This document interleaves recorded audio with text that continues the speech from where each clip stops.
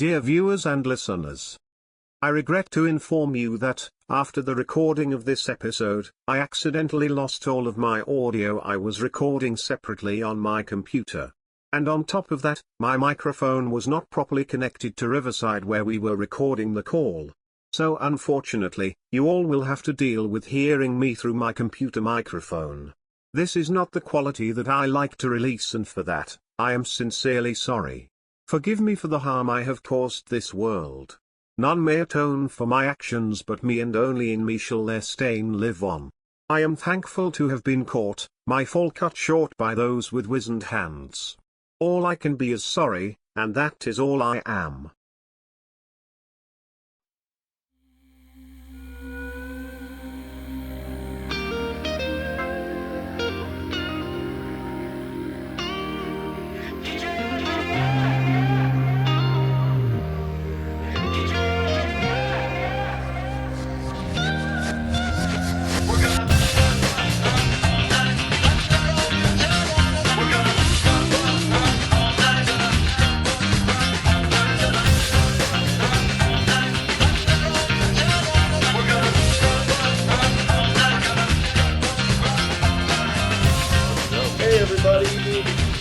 Let's go!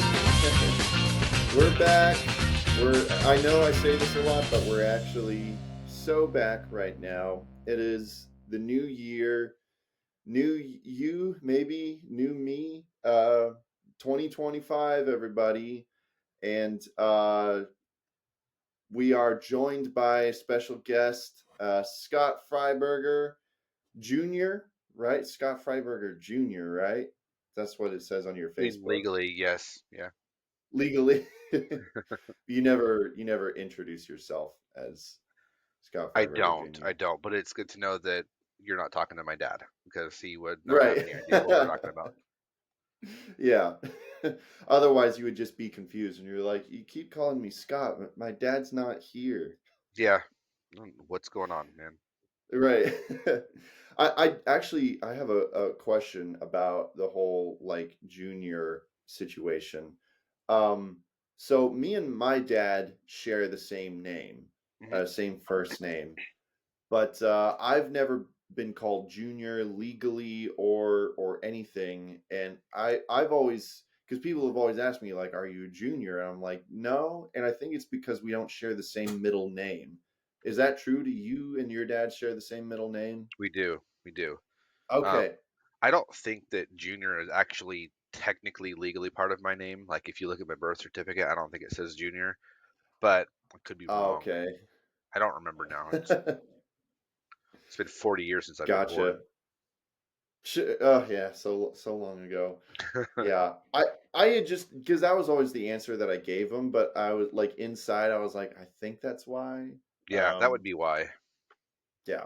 So, all right. So now I have that confidence now.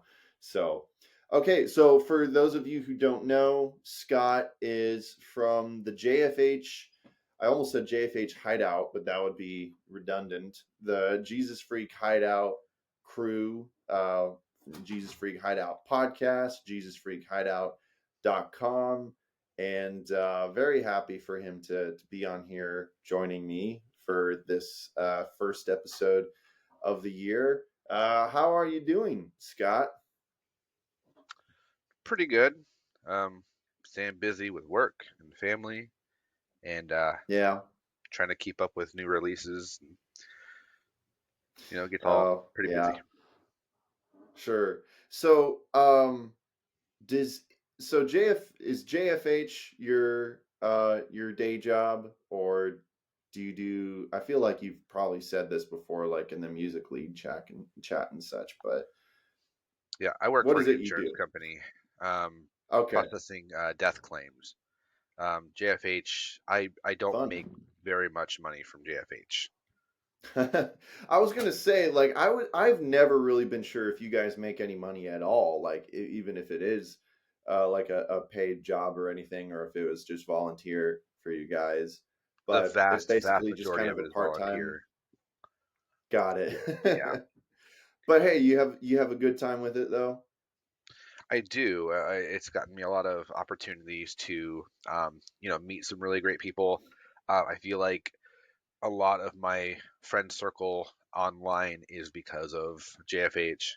Um, and I've Hmm. gotten to, gotten introduced to some artists that I probably would never have heard of had it not been for JFH. Like recently, we had somebody, um, this one man unblack metal project who it's called Rejoice in Our Mm. Suffering, um, sent in his new album to us, and I liked it, and I never would have heard it had it not been for me working for JFH. So yeah, a lot of really great Right. opportunities.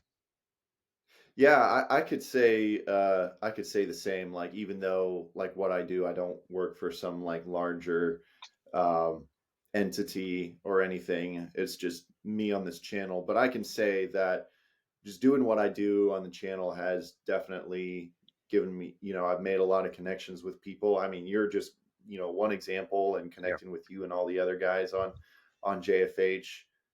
Really surreal because like I always loved like reading you guys' reviews, and then I started listening to your podcast. And It's also, even though before I started this channel, I loved and listened to a lot of Christian music, doing this has made me like more aware of a lot more other artists to listen to. yeah. So that's totally cool. How long have you been with JFH at this point? Um, Going on 18 years. It was April or Wow. May of 2007 when I started. Wow. So I mean, you definitely do. You got to enjoy it at that point. Yeah, yeah. It's been a long time. My life has changed so much since I started.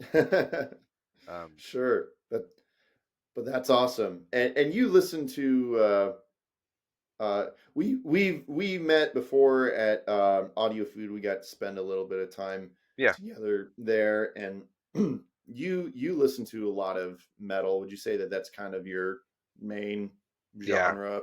yeah. These days, Yeah. that's my primary genre. Yeah, Yeah. Would you say that was always the case, or has that just kind of changed over the years? I go through like seasons of what I enjoy listening to. Like, in the '90s, before I was a Christian, it was a lot of like rock and alternative, like the burgeoning, alternative rock scene that was coming up. Um, Right. when I got when I got saved, I went through the typical like radio rock phase that I think a lot of people go through. Like, Sure. I'm not knocking it, but like Pillar and Thousand Foot Crutch and PAX 217 and stuff like that. A lot of Yeah. that stuff I still listen to occasionally, but um, Sure.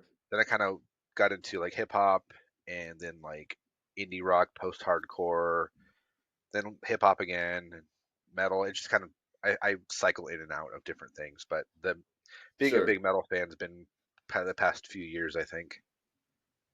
Nice. Would you so we're gonna go into what we're gonna talk about pretty soon, but like with your list today, are we gonna expect a lot of metal on your list?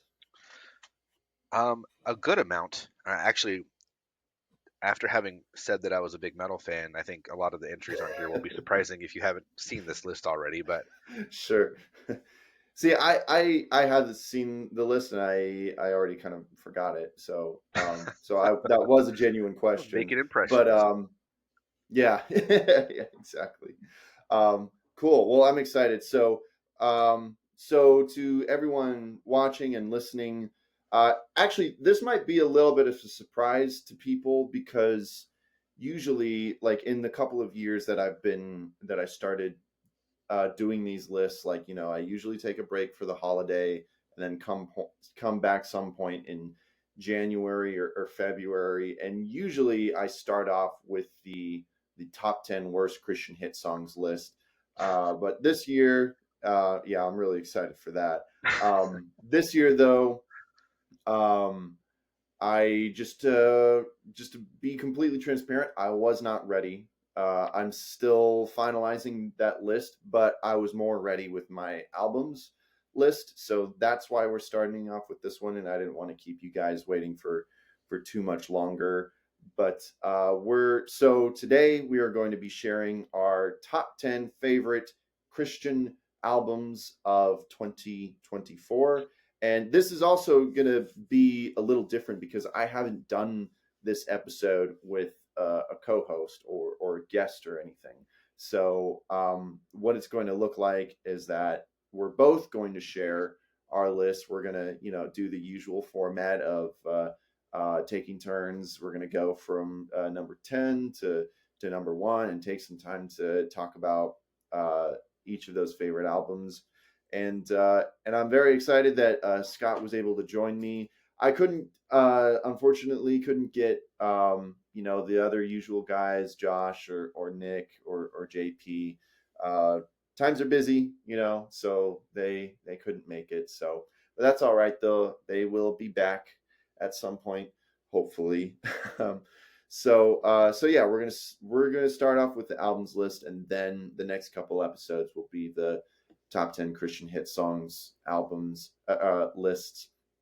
And yeah, but before we get into that, we've got not to keep you guys or Scott in suspense, got a little bit of housekeeping to do because it's been a while.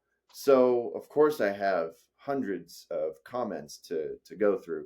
Not really. Actually, I have been getting a lot of comments on older videos lately. So thank you guys so much for all the feedback. Um, and I guess before we get into the comments, sorry, I'm just kind of scatterbrained now. It's all good. Yeah, I guess I'll address this first. I was already talking to Scott before we started recording. Just wanted to address an elephant in the room. Uh, Even if I don't even know if you guys even realize that there is an elephant in the room. Maybe not, I don't know how but you couldn't. yeah, I mean, yeah, I guess. I don't know. I mean, to me, it's an elephant in the room. Maybe to them, it's an invisible elephant. Who knows? But it is for anyone who, for some reason, has been paying attention to my subscriber count. This is not a big deal, really, but I wanted to address it since just a couple months ago, I was making such a bit. We celebrated a milestone, celebrated getting 500 subs on this channel, which was awesome. Um, However, I went on the break for the holiday and such, getting ready for these lists, and I hadn't posted anything, and just out of nowhere, I lost like 50 subscribers, which, like if I was someone like PewDiePie, that would be like nothing, or Mr. Beast. But when you have when you just reach 500 subscribers, that is quite a big chunk out of that. And it's a lot more noticeable. So I just wanted to put everyone at ease because when I saw that, it was just kind of declining and declining, just like out of nowhere. And I'm like, what is going on? I haven't posted anything. I don't know. I don't think I did anything to make anyone mad that I know of. And the more I looked into it, and I asked around and did some Google searches, and this is something that I had heard of before, and it's something that YouTube does every once in a while. They like to clean things up. They like to clean up bot accounts, inactive accounts, inactive subscribers, and so that seems to be basically what happened. And which is, it's not a big deal, but I was even saying to Scott, it's nice to have that, that 500 number, so it is what it is. I just wanted to make sure you guys knew that no, I'm not canceled or anything as far as I know. um, but but the positive side of it is that since that happened, over time, there have been more people subscribing, like more people. It's like a handful of people, um, and people commenting on videos and such, and discovering me. So that's cool. And I guess the other bright side of it is that at least the people who are watching are people who are actually watching, and you know those 50 subscribers were probably not real people. So I guess I wouldn't want those numbers if they weren't real people. So Yeah. so yeah, just kind of got to look at it that way and make sure you guys were aware. If this happens in the future, I don't plan on really addressing it, but I don't really. Well, no, I don't know what I was going to say there, but yeah, just wanted to address that. So speaking of comments, we've got a couple to read through.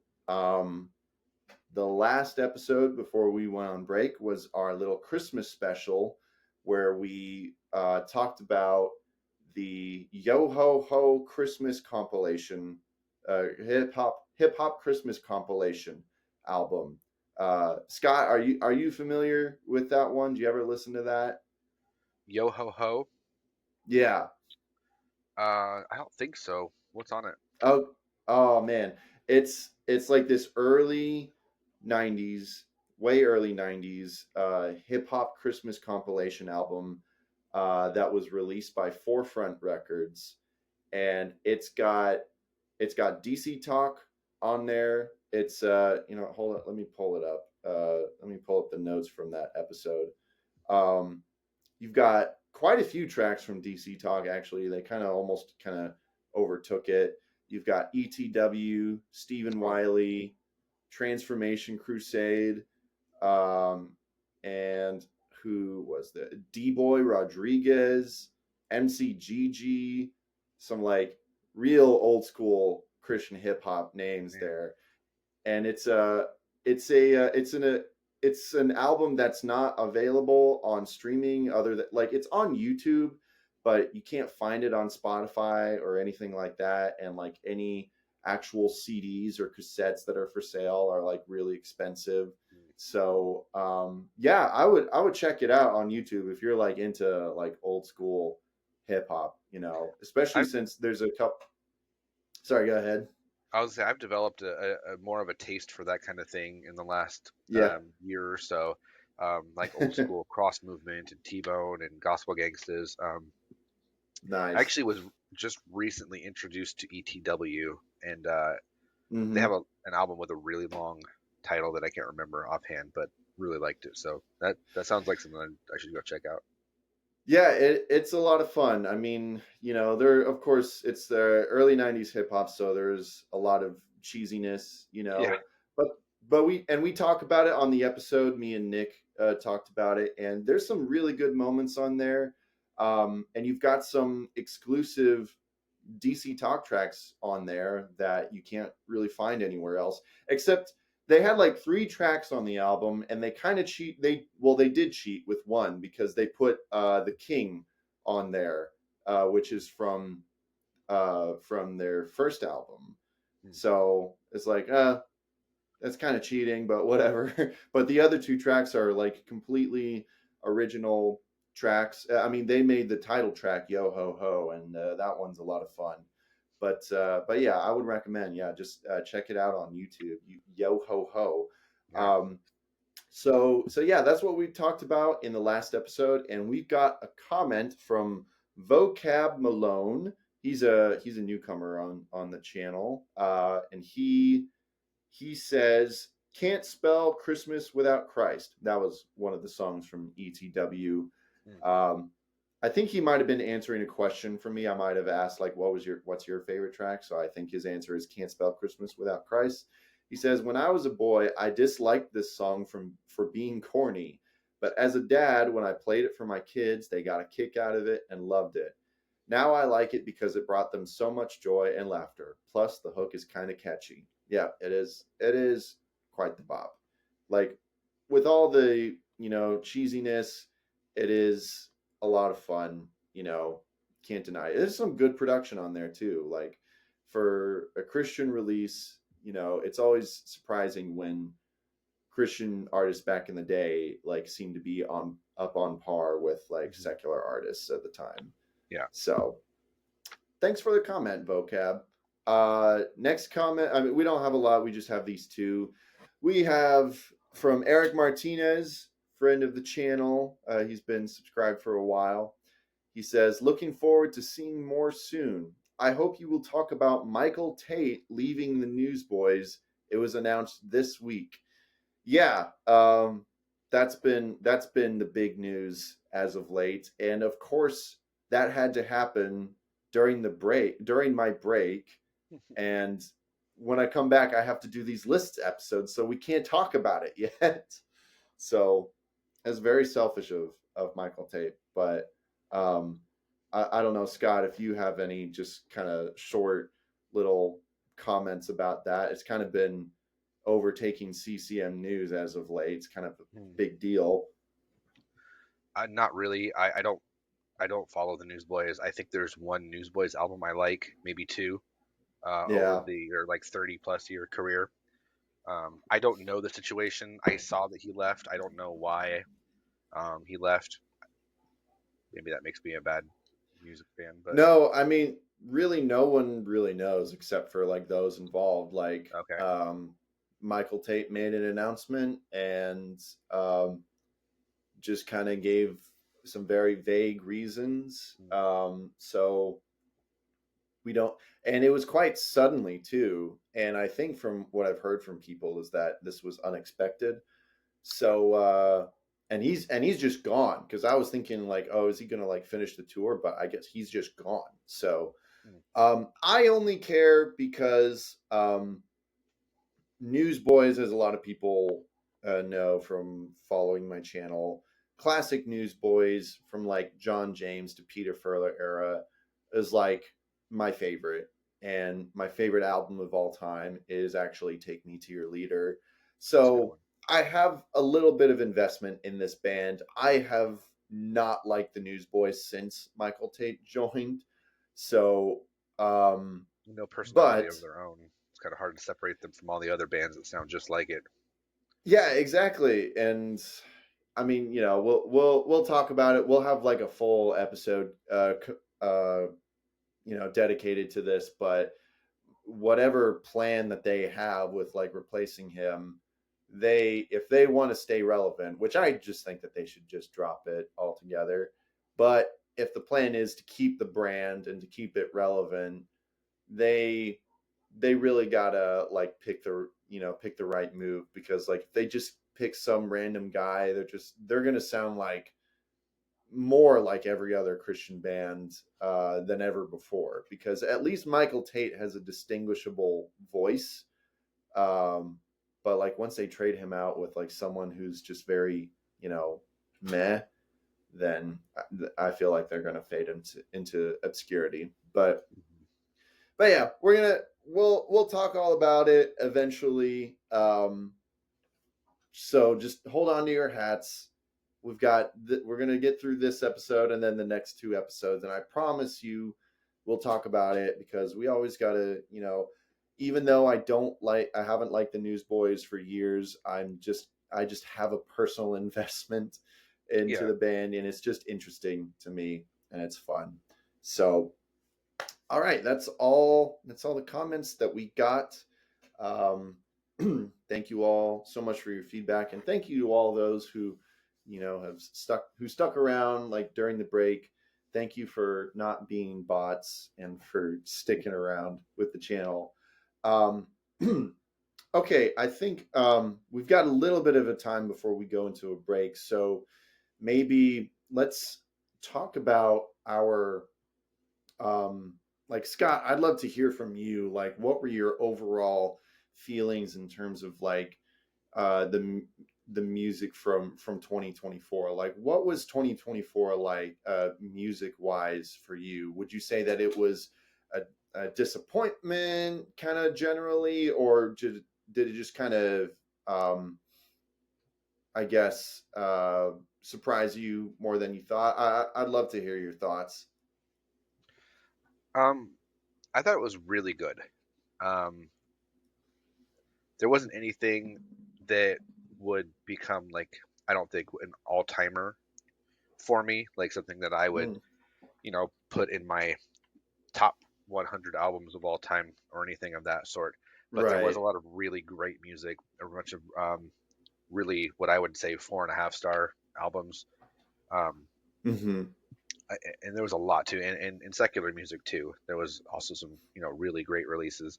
Um, I really enjoyed it. Yeah. There were hundreds of albums that and EPs, I guess I should say, that I Hmm. really just spun on repeat all year long. Yeah, I didn't.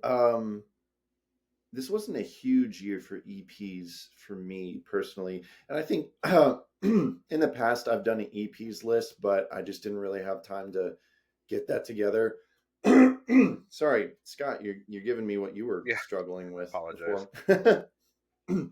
It's okay, I forgive you.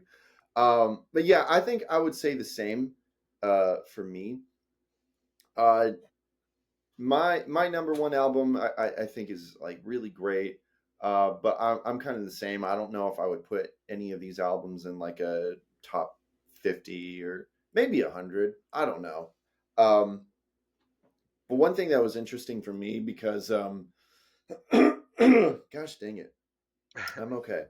Um, because of this channel and oh my gosh, like Something in the Midwest whenever air I for get you, it man. cleared out, it just comes back.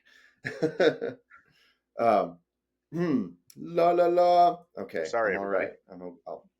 It's okay. I guess we've just discovered that diseases can be transferred uh, through the internet. um, so because of what I do on this channel, and also because I have another podcast with my friend Mitchell, Podwood Forecast. We we usually do a top 10 list episode, and that list is a more general inclusive list, rather than this list is exclusively Christian albums. Hmm. One thing that I have found this year though is that there's, I guess, spoilers for my Podwood Forecast general list, is that there isn't a whole lot of difference between the lists, which has not happened before for me.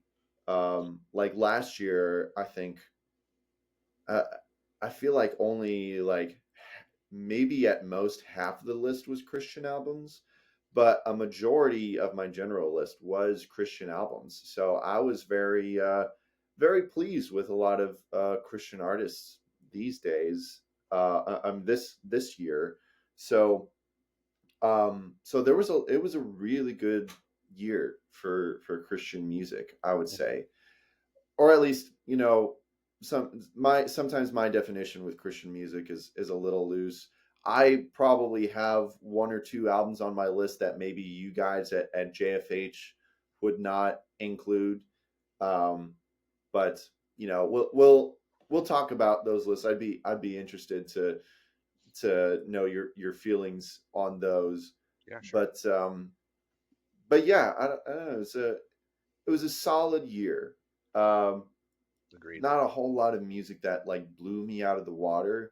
In fact, I would say that there were albums that had like some really great songs that like were fantastic, but maybe the rest of the album did not really meet that standard. I found that there was a lot of that this year. Hmm. So, but yeah, I don't know. I guess we're at like 28 minutes. So before we get into those lists, we'll go ahead and take a little break. Let a couple ads roll and everything, and then we'll get back right to it. How's that sound, Scott? Sounds good to me, man. Cool. Glad to get your approval. All right, we'll be right back, guys. Don't go away. This time on the Podwood Forecast. They wanted to hate it. That's right. They're haters, dude. Yeah. They're on the haterade. I wanted to like Haterade. it. The classic haters gambit. Haterade. I've never heard that before. Really? Oh god. I'm like showing my zoomer there. I feel Quench like. your thirst with some haterade. Yeah, man. While there is some great like old school live action Disney movies. What? Sorry, I'm just gonna I'm just going through. I'm going through Davy Crockett movies on Letterboxd, and one of the top results is from 1950. No, wait, where'd it go? 1954, Davy Crockett, Indian fighter. Oh, yeah. See, that's the Davy thing. Crockett seeks a truce with his Indian foes. That's the thing. It's just such a funny name. Davy Indian Crockett, fighter. Indian fighter. That's what they called him. Like I said at the beginning of the movie, a baby dies, and that is their baby. Their baby dies and falls to its death. And it's nothing funny about it, Mitchell. It's a baby. It's their baby. Their baby dies. It falls to its death. I just thought that summary was really funny, bro. Listen to the Podwood Forecast wherever podcasts are found. Guys, I just got done with a video call interview for the show, and I have to say that it was like the smoothest experience ever. Didn't have any issues or anything, and the video came out almost perfect. And do you know why? It's because I used Riverside. Riverside is your online recording studio where you can record a conversation with any guest online. You can easily record podcasts and videos in studio quality from anywhere, all from your browser or their mobile app. All you have to do is get your setup ready, send your guests a link for them to join, have them join from their phone or their computer, and just chat away. A lot of podcasts that you listen to are probably using Riverside, honestly. What sets Riverside apart is that a recording of your audio and your video is happening locally on your computer. So even if your connection isn't that good, it doesn't ruin the entire recording or anything. Once you've finished recording, you will get the individual tracks of each speaker and also a combined one.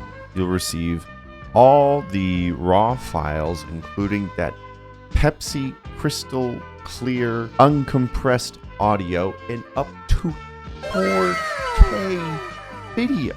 There's also lots of really cool features where you can edit your video right in their site. So, if you're a YouTuber, a podcaster, or streamer, or a content creator of any kind, and you want to have high quality conversations with your guests, please use my link in the description and sign up for Riverside. If you want to support me and the channel, please use my link since I end up getting a cut from the sales. I'm not joking. Please support me. Sign up for Riverside and start recording today.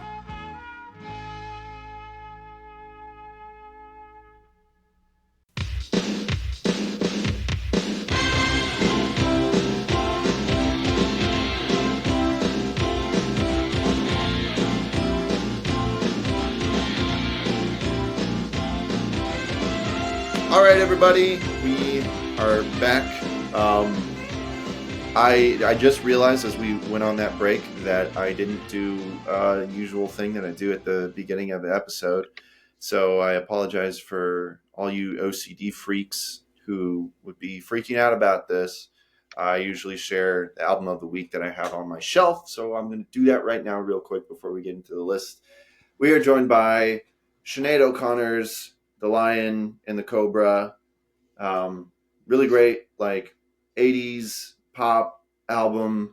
For those of you who think that Madonna was the queen of the 80s, you're wrong. It was Sinead O'Connor. So, really fun album. Yeah. All right. Anyways, let's get into the definitive, objectively top 10 best Christian albums of 2024. No argument. This is not debatable. This was decided by the council. And yeah, even though me and Scott's lists are different. So just ignore that. One of our lists is probably more Scott, correct than the others. Just heads up. Just more, yeah, we're just more right. Everyone else is just you're just kind of wrong. So yeah, but you know, who's comparing? You know. We don't make the rules. Especially when you got a JFH staffer on here. That means it's a lot more, legit. So they decide what is the best Christian music. Yeah. It's all on All our right. shoulders. Well, Scott, since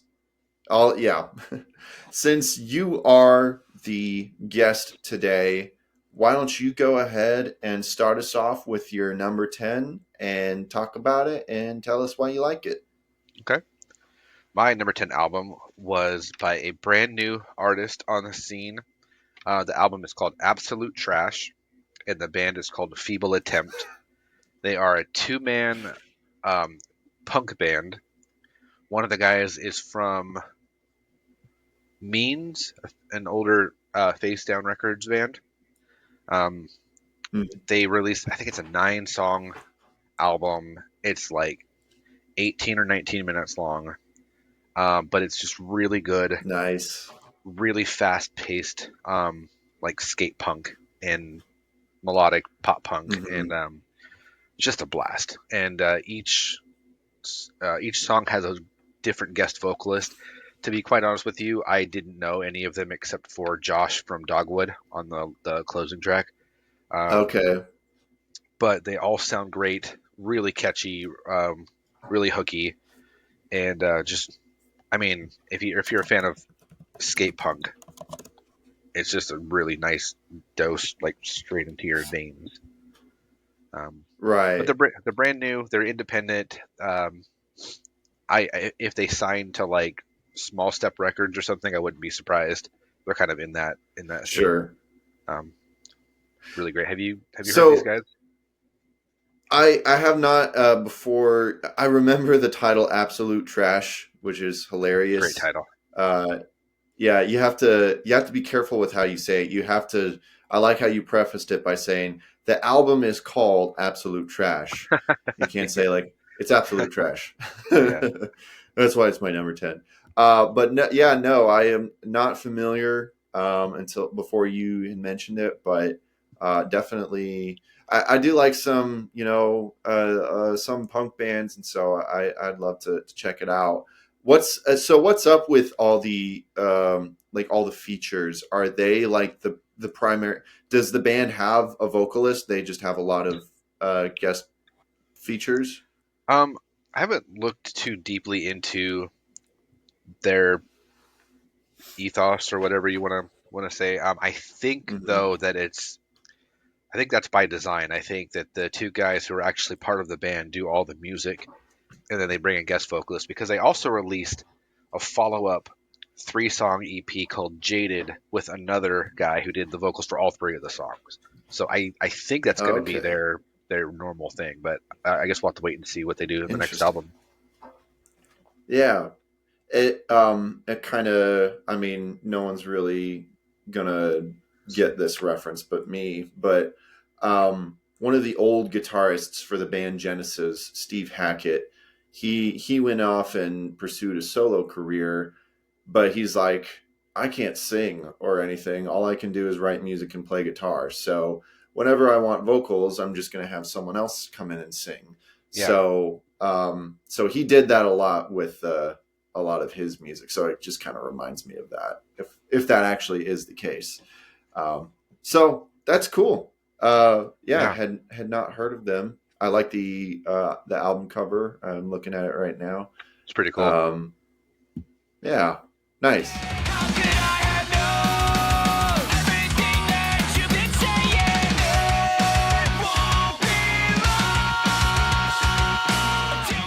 All right, cool. That was your number 10. So my number 10 is from the one-man band Make Sure. It's his album Dune. Dune. Whoa.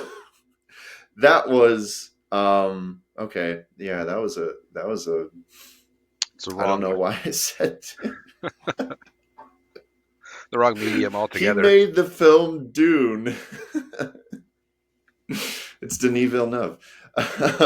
No, it's June. Sorry, guys. My my tongue got in the way of my eye tooth and I couldn't see what I was saying. No, it's the album June from Make Sure, aka Joshua Aubrey Jackson, who has actually been on the channel before. I interviewed him at Audio Feed, and he's like one of the sweetest guys ever. We had a really great long conversation. I would highly recommend you check it out. But yeah, I've really got into his music within the past year. Yeah, Make Sure is a newcomer to Tooth and Nail Records, and he's an incredible song crafter.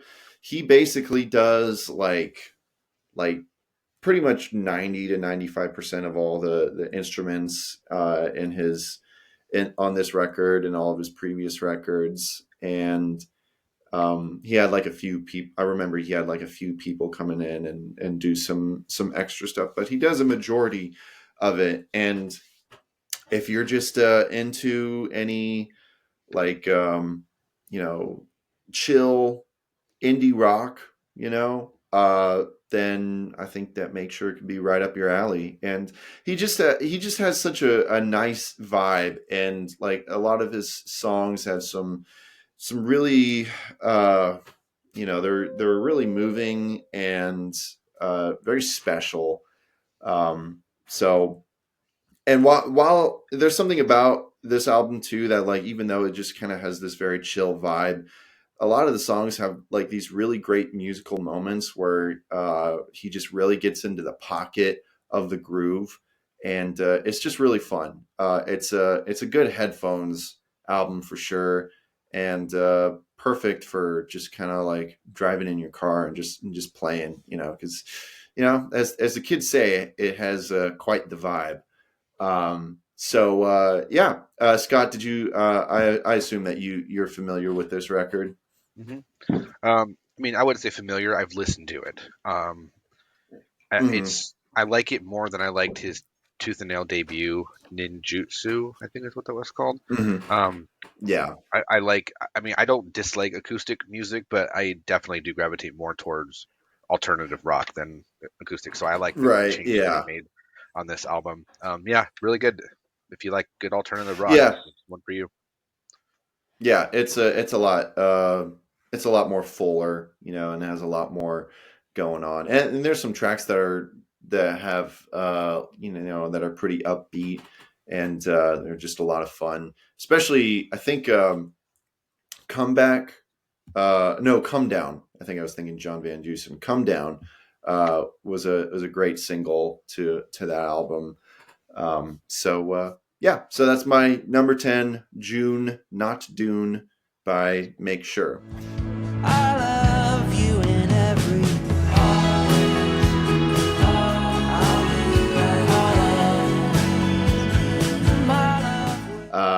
all right, so Scott, what's your number 9?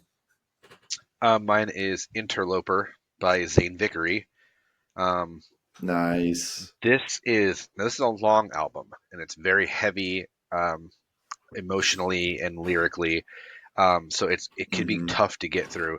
But it was written after he was involved in a devastating car accident that put him in the hospital for a long time. I believe it almost took his life, but by the grace Mm-hmm. of God, he made it through. Um, so it deals with a lot of the aftermath of that accident, because if I remember correctly, I'm really bad with lyrics, but if I remember correctly, the person in the other car did die. Um, Mm-hmm. and so there's a lot. The whole album revolves around, um, grief and loss, um, inadequacy, um, depression, anxiety, all that kind of stuff. But it comes at it from the perspective of somebody who ultimately believes in God and puts his trust in the Lord. So it's also a very Mm-hmm. redemptive album. There's one song on it though that was my song of the year called "Sad Dads Club," and it's just Yeah. all about like the idea of a dad who's doing everything that he can for his family, but it is just wearing him out, burning him out, and he feels like he doesn't know what his purpose is, in life, and so I Mhm. sometimes can really relate to that. And so that was a really meaningful song to me. Um, Whole album, it's like 17 tracks, somewhere around an hour in length, so it can be a tough pill to swallow, but um, really good. And if you devote some really dedicated listens to it, I think it'll be a huge blessing to you. Yeah, Mhm. wonderful album though. Yeah, I agree. I love this album. I have it much higher on my Okay, list, so I'll talk about it more once we get to that point. cool. But yeah, cool. I was wondering if we would have some crossover in our I list, think we'll have so a, that's a very couple cool. albums crossover. I'm gonna guess at least two albums. Yeah, cool. Well, sweet, nice. Yeah, like I said, I'll talk more about it when we get to that point. Yeah, Interloper, Zane Vickery. He's very new for me. I had not heard of him before this past year, so it's really cool. And it's just crazy. Like you look at the album, and there's a lot of the songs on the album that are still under like 1,000 plays. So it's a very underrated artist, but Yeah, I'm absolutely. sure he'll get up there. Hopefully. Sad dad dabbles in dissociation. Deep breath, now overfeed. Neck deep. All right, so my number 9 is actually from a mutual friend of ours, and someone who has been on the channel multiple times. I first met him at Audio Feed. He was one of the artists that I interviewed for my Audio Feed documentary. He has been a guest on the show twice, and he's my good friend Benjamin Daniel and Heyo. his album The Rain Falls Sideways. And you guys will probably remember that last year his album Home Enough for Now was actually my number one album, Christian album of that year, and he's followed it up with The Rain Falls Sideways, and it's good. It's really good. Home Enough for Now was obviously, he had a little bit of a different approach with that album, like recording. I can't remember if it was just his vocals. I think he might have recorded the guitars as well, like just through his phone and sending it over to his producer. And this one obviously is a lot more, um, uh, focused, in terms of production and, like recorded in an actual studio. Yeah. But it's still great. And don't think that he doesn't have like just because this isn't Home Enough for Now doesn't mean like he doesn't have heavy things um, to explore. He, of course, it makes a couple mentions of, still dealing with the passing of his mom, and just, a lot of things like just going through like faith stuff and nostalgia. And it's it's really good. I love how like kind of what I was saying about with Make Sure. It is kind of a generally a more chill album, but you have those moments in some of those songs where it just kind of hooks you. Some Hmm. really fun, interesting parts. I mean, Lights Out, of course, is like the most upbeat uh, song on the album, but I love like The Morning Sun Above My House, like that Yeah, little do do do do. It's that's a really it's really nice guitar fun. melody. And yeah, yeah. So yeah, a lot of really cool musical moments in there that are just complemented by these really deep lyrics. And yeah, I'm very very proud to know Ben. He's done it again, and yeah. So if you like some good indie, a little bit more acousticy kind of music, then if you if you follow this channel and you haven't checked out Benjamin Daniel, then like, what are you doing? For real, man. So yeah. So yeah, Scott's thoughts on this album. Yeah, it's really good. I like that it's more compact because Shelter Hearted and Home Enough for Now were, I mean, both great albums, but like really long. Kind of like the Zane Vickery Hmm. album, really hard pill to swallow, um, Yeah, but very it's a time rewarding. investment for sure. Yeah, but this one's good. It's the same quality, just in a shorter package, and Hmm. it's I like that it was, he went back into the studio with Asher Peterson again to produce it. Chase Yeah. Tremaine does some guitar work on I think 4 or 5 of the songs. Um, Oh yeah, I yeah, forgot to mention that. yeah. So yeah, good album. I like The Morning Sun is good. Um, Yeah. Kill Me is also a highlight. Um, Kill Me. Yeah. yeah, really a really nice Yeah. twist on that turn of phrase where he says, kill me over and over again, but then the next Yeah. verse, with your kindness, yeah, yeah. Yeah. So Yeah. really cool, yeah, good stuff, and good guy too. It's Really loves the fun. Lord. Oh yeah, absolutely. It's funny you can listen you listen to Kill Me and you're just like, oh no, Ben, what are you talking about? And he's like, with your kindness. I'm like, oh, I see what you Yeah, did there. yeah. We listened to it Yeah. in the car on the way home from Audio Feed last summer, and I had my kids with me, and I was like, you know what? I know what he's saying, but I'm just gonna turn the volume down a little bit for this song because I don't want to have to try to explain this to God, my what's he girls. saying? Right. Yeah. I mean, just to explain the phrase like kill me with kindness, that's confusing It's hard, enough. yeah. But come on, Ben, why you making it hard on us? Wanted some good Why are music for you my kids, making Ben. right? Why are you making crafty, challenging music for Yeah, us? right. But yeah, a lot of really great moments on this album. Take Hold. Take Hold was it's probably my most streamed song from the album.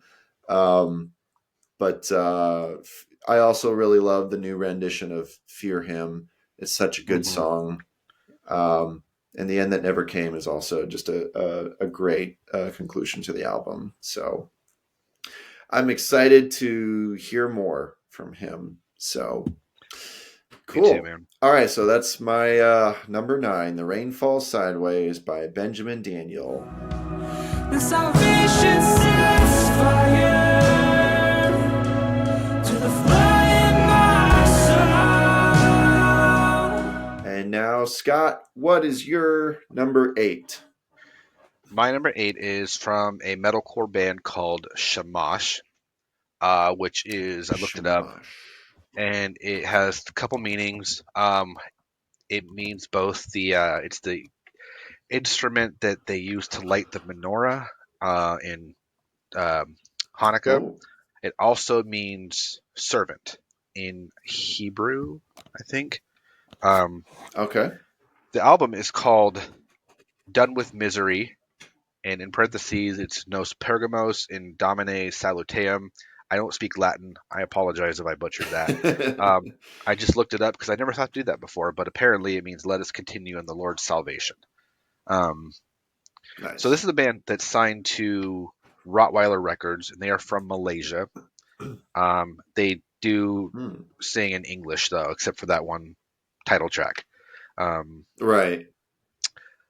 really great though. I mean, if you like melodic metalcore, this is just that. It's just a really nice set of 10 melodic metalcore songs that go hard. They're heavy. They're catchy, and honestly, I had a blast listening to it. And I don't have a lot of interesting things to say like I do with Interloper, like you do with Benjamin Daniel. But Hmm. I just you put it on and then you listen, have a great time, and then you want to do it again. And Yeah. who can really It's ask for just a anything more? good, just straightforward, what more could you want? It's a I vibe, have not, again, as the kids right. say. Exactly. Sometimes. I have not heard this album or this artist. I don't know if they would be my cup of tea. I am very particular with some of the like hardcore and metal music that I Sure. listen to, but I will definitely check it out. Also, just like unimportant little facto, as I looked up the album. Apparently, it came out on my birthday on June 14th. Hey, So I hey, guess my I birthday have is to June check it 8th. out. Oh, yay, June Yeah, babies. yeah. Nice. What year? Cool. 94. 84. 10 Are years you apart. serious? Yeah. Wow. That's crazy. Good job, man. I knew you said you were like 40. I wasn't sure if you were like exactly 40. So Yeah. Yeah. that's As fun. of right now, at least. Wow, that's like a whole generation. What is a generation? Is it like 10 years between every generation? 20, 25, something like 20? that, I Okay. think. I don't Half know. a generation. Yeah. It feels like a generation. It But does. okay, cool. We just found out something cool about each other. We did. It's been an adventure. Yes. I feel like we've gotten closer because of this. That's so nice. All right, cool. Yes.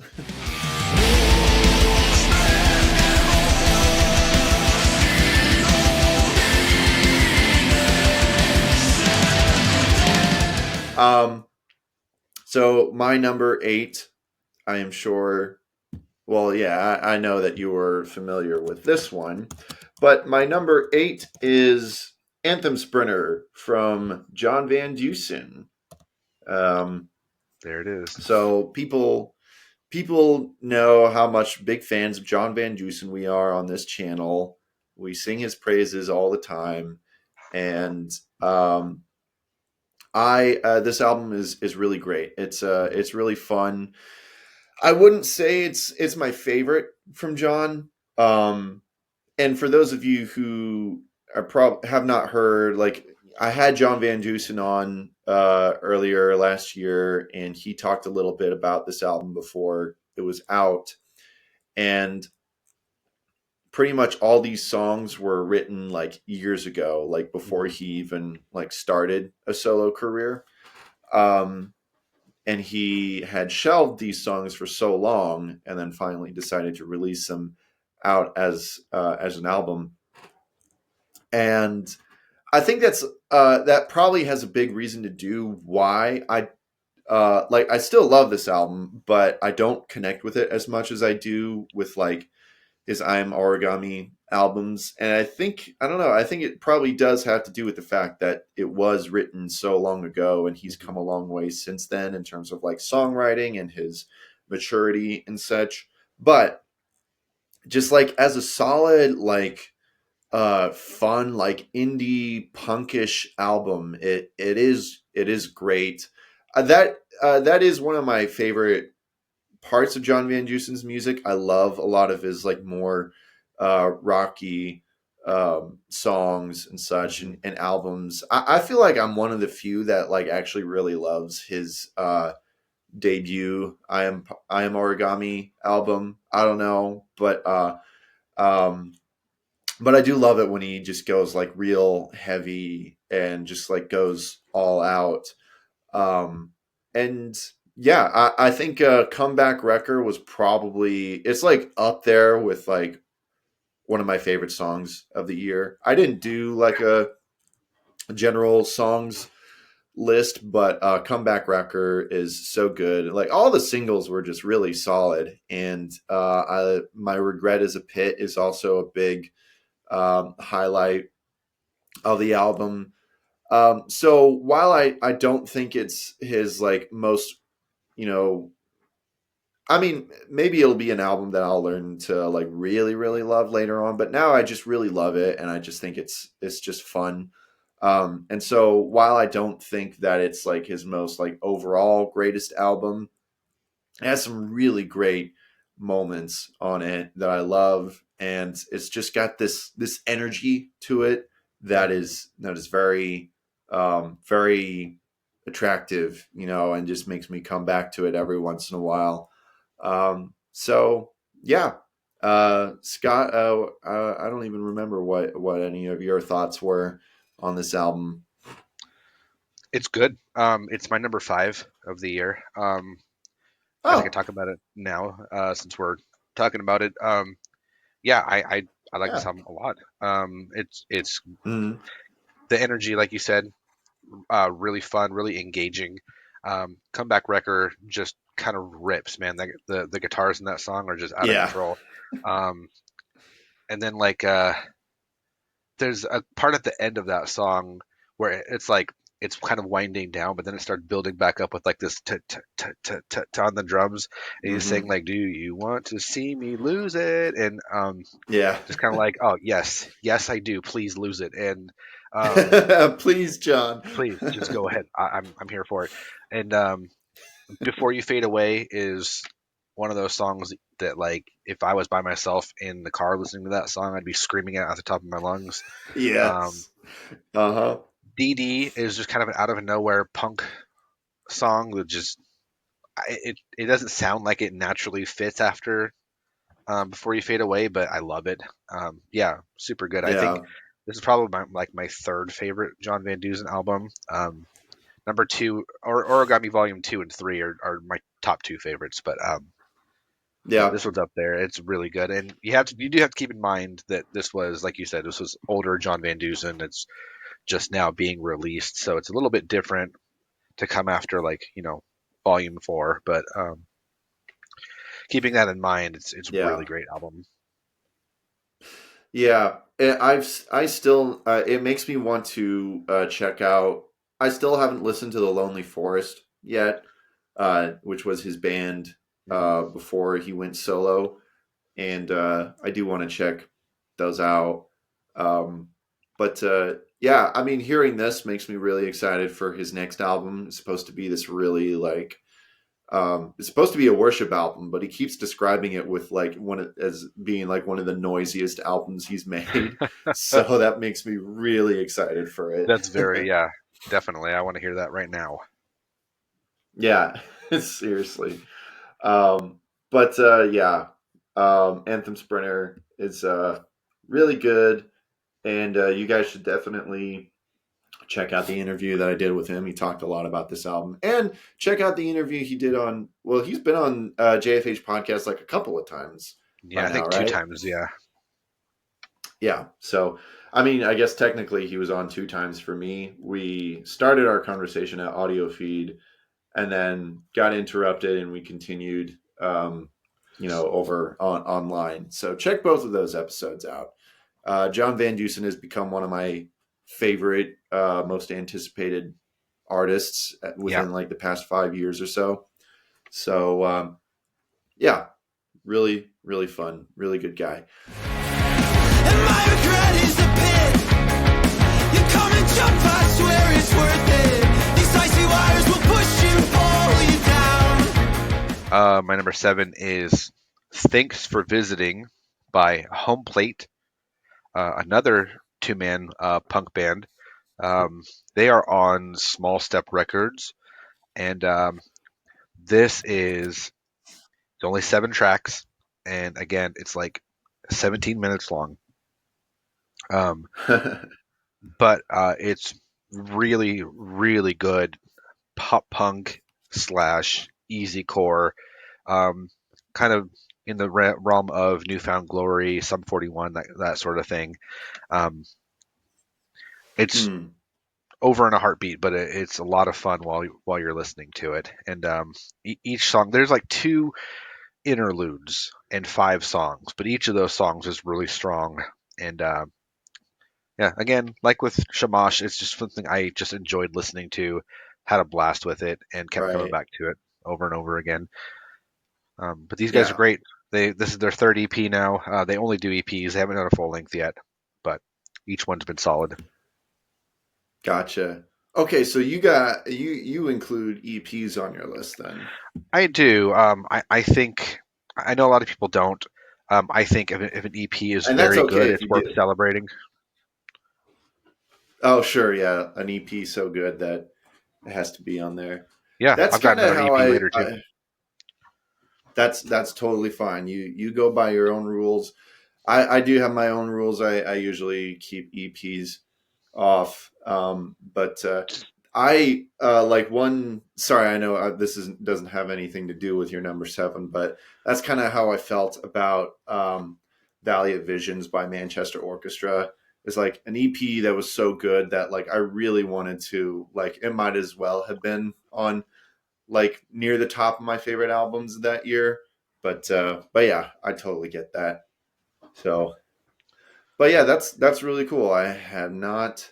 I mean, I most likely heard you mention it before on the podcast, but I had not checked it out. I love the old school video game album Yeah, cover right yeah, there. So that's definitely got me intrigued. I really do like some like really like powerful kind of punk music. So I'll definitely be sure to check it out.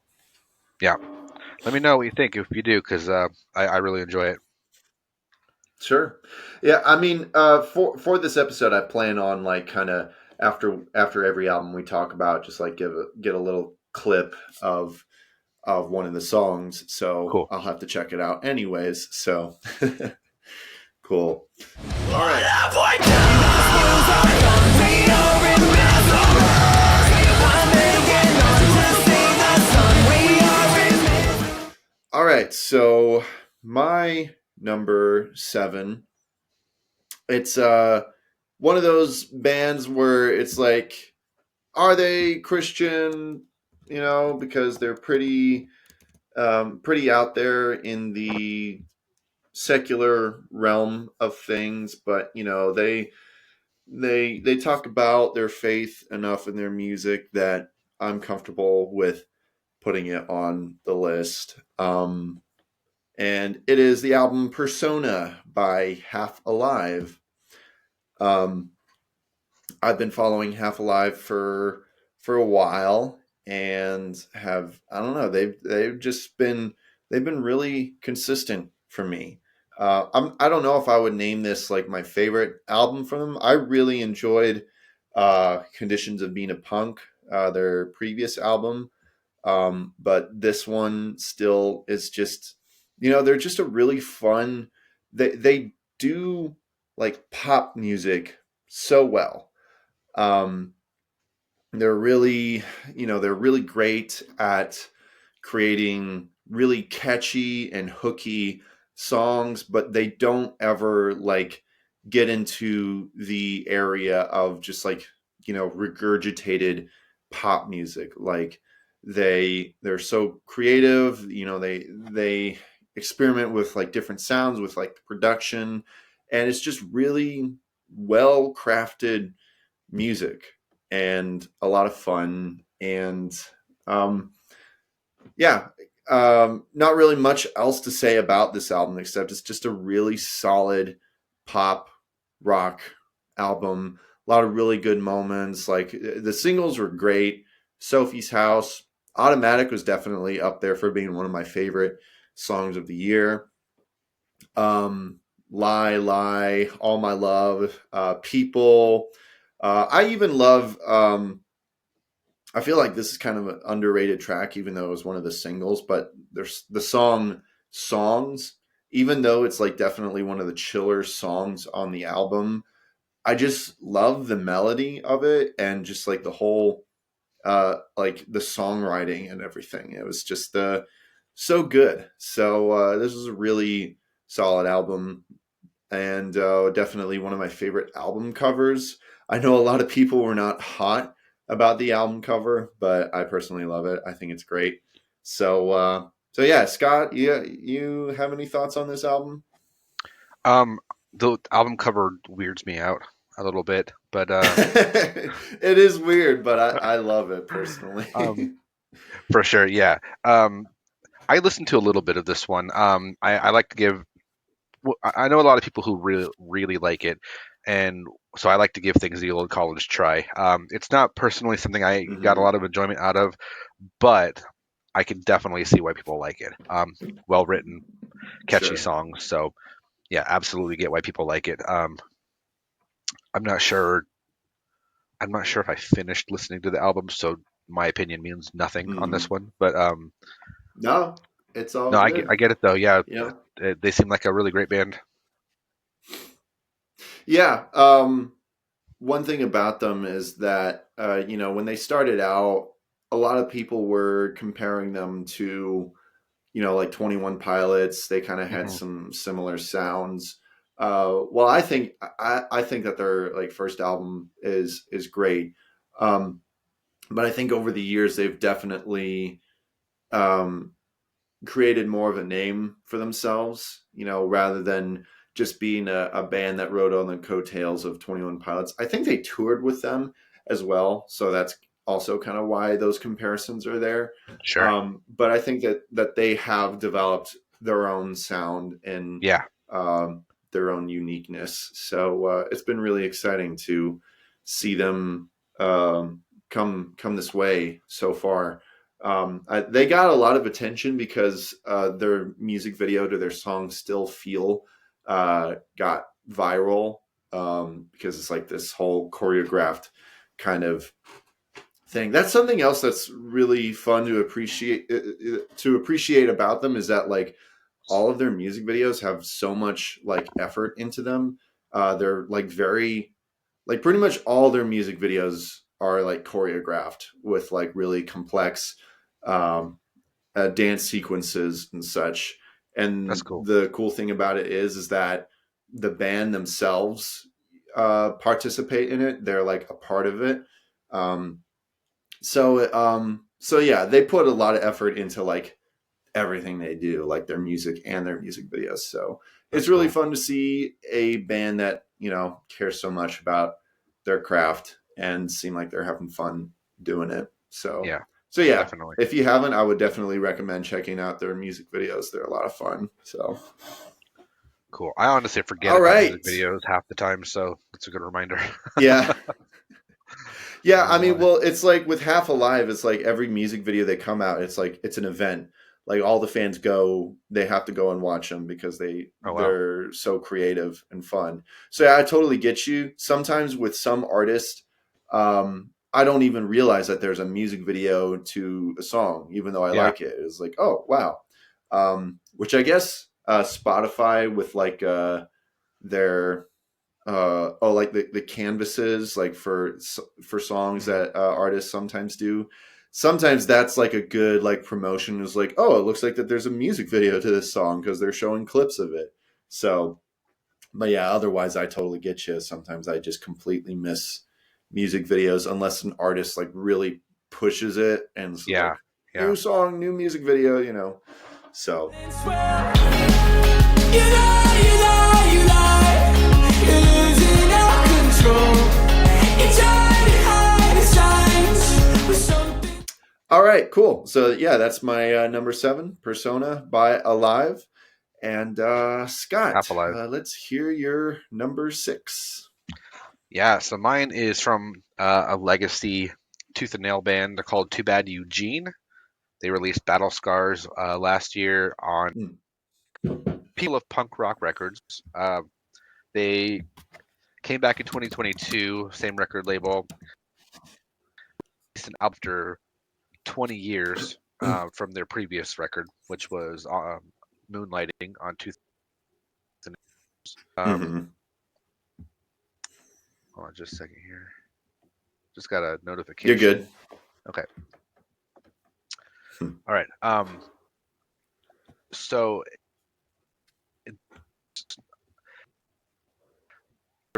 I didn't appreciate them until 2022's Distance.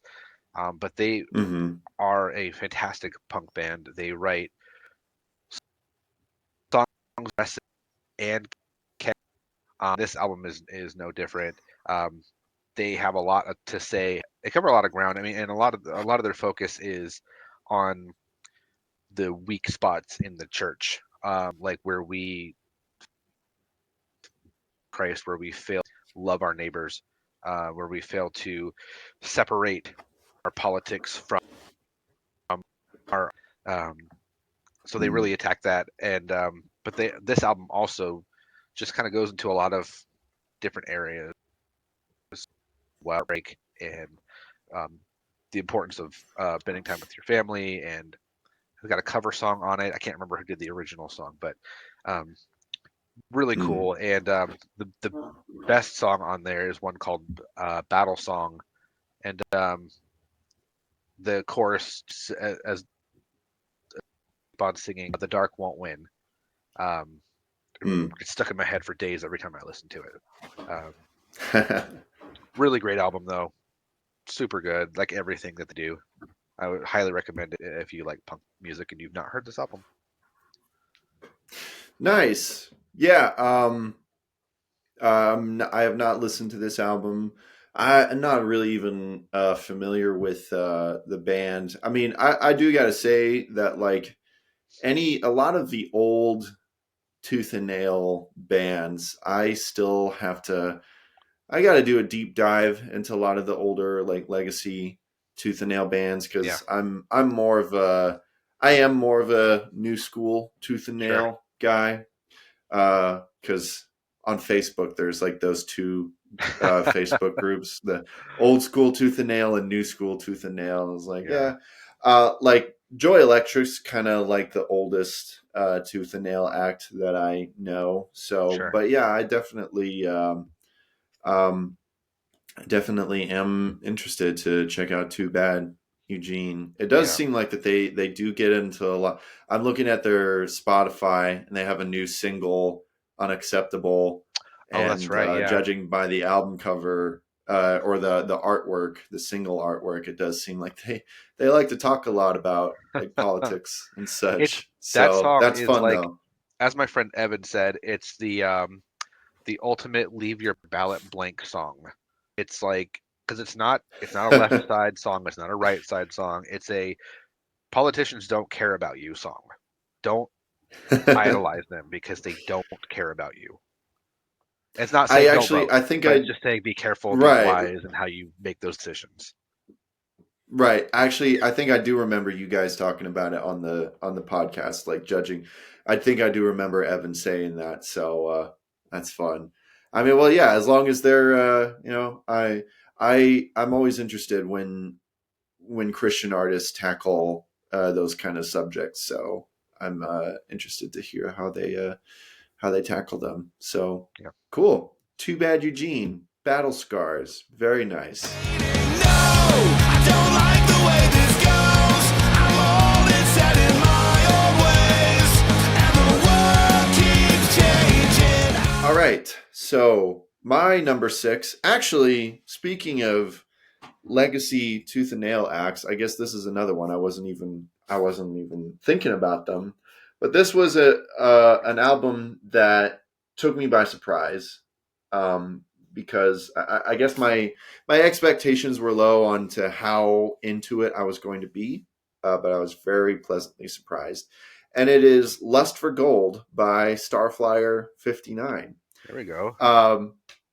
Yeah, so my history with Starflyer is I still like have to like take a lot more time to listen to more of his albums or more of their albums. I don't even know. Solo, band, both, whatever. Yeah, I guess so. And last year I did so prior to last year, I was familiar with like a couple songs from Starflyer 59, but it was mostly from like the middle of his career. And I know that Starflyer has gone through a couple different eras. You know, like when they started out, they were more shoegazy, and in the middle of his career, he was a little bit more alternative. And I was more familiar with that career.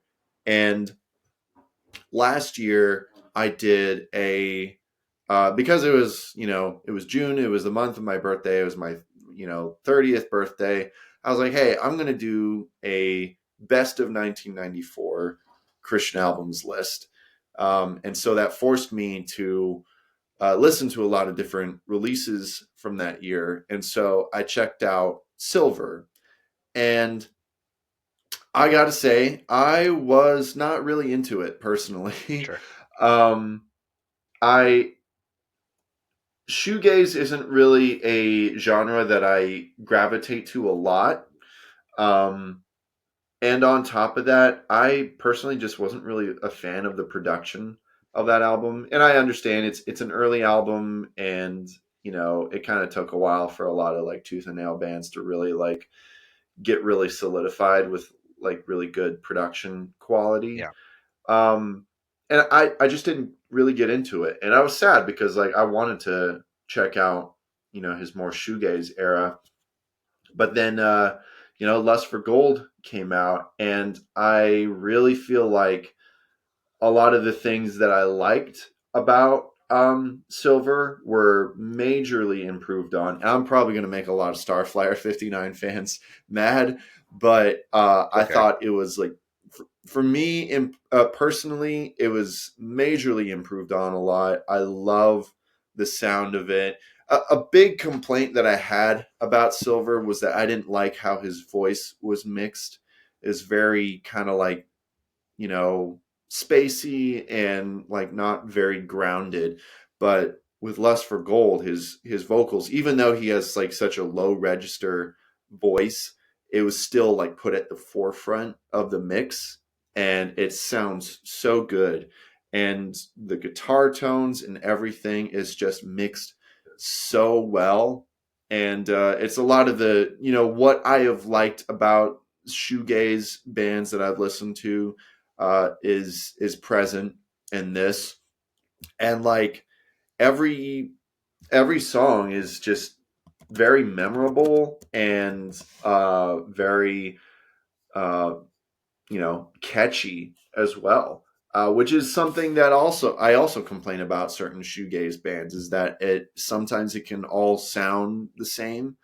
But there's something about this album where like every song was like very distinct, still uniform for the album, but very distinct, and just a good time. And so yeah, I still have to make that like deeper dive into his discography, but this was just a pleasant surprise for me. So yeah, so were you big on this album, Scott?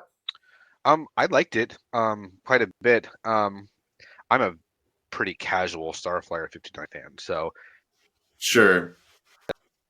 as a, I Good. I'm actually pretty new. It would Well, offend Evan, I'm sure, though. yeah. Well, he's easily offended. Um, It's true. just a joke. My Starflyer, like I really like in 2008. I reviewed Hmm. that one. One of my first reviews for JFH, and Nice.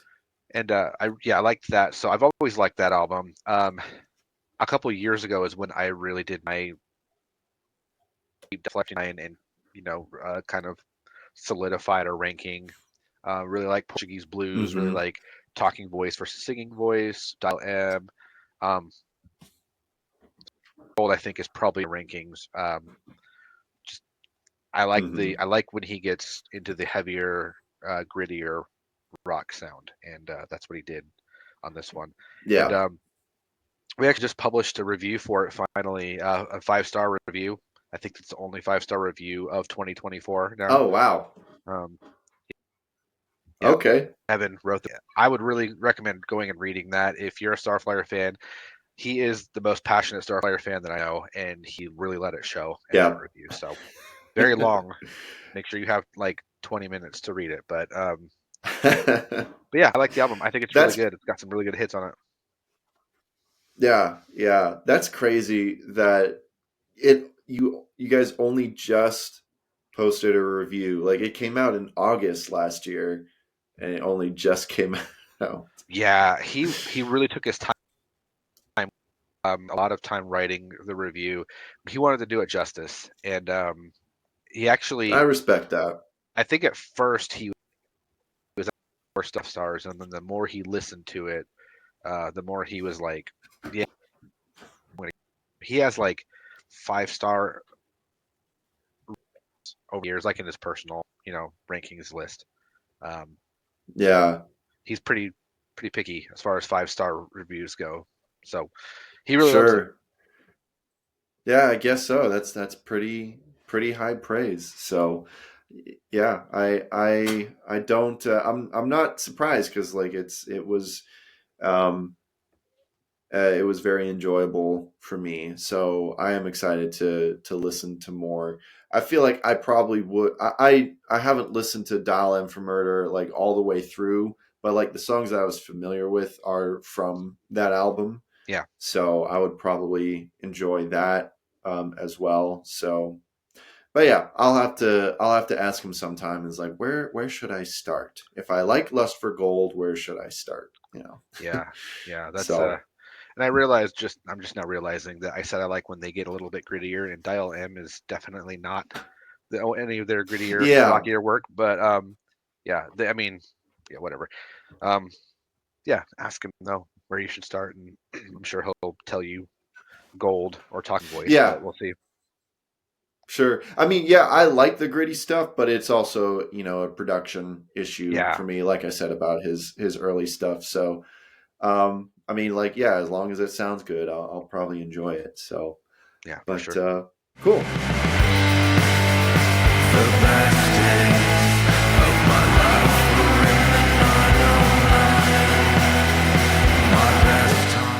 All right. So then I guess we're at the halfway point. What is your number 5?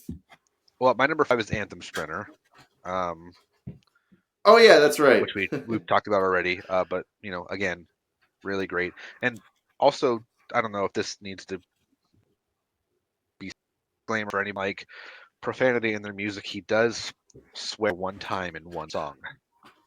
Oh yeah, he says the word but in a different way. He does not say but. Yeah, yeah. So yeah, that's a little what do you call it? Disclaimer. Yeah. So yeah, that's a good idea to mention that because I was talking with Nick who couldn't join us today. We were talking about our list, and he's like, I wanted to put Anthem Sprinter on there, but I didn't think it qualified as a Christian album because he said the A word. I'm like, well, I can be pretty loose about that as as you'll see as we get on in our list. I mean, I'm kind of back and forth on that whole Yeah, subject. yeah, me too.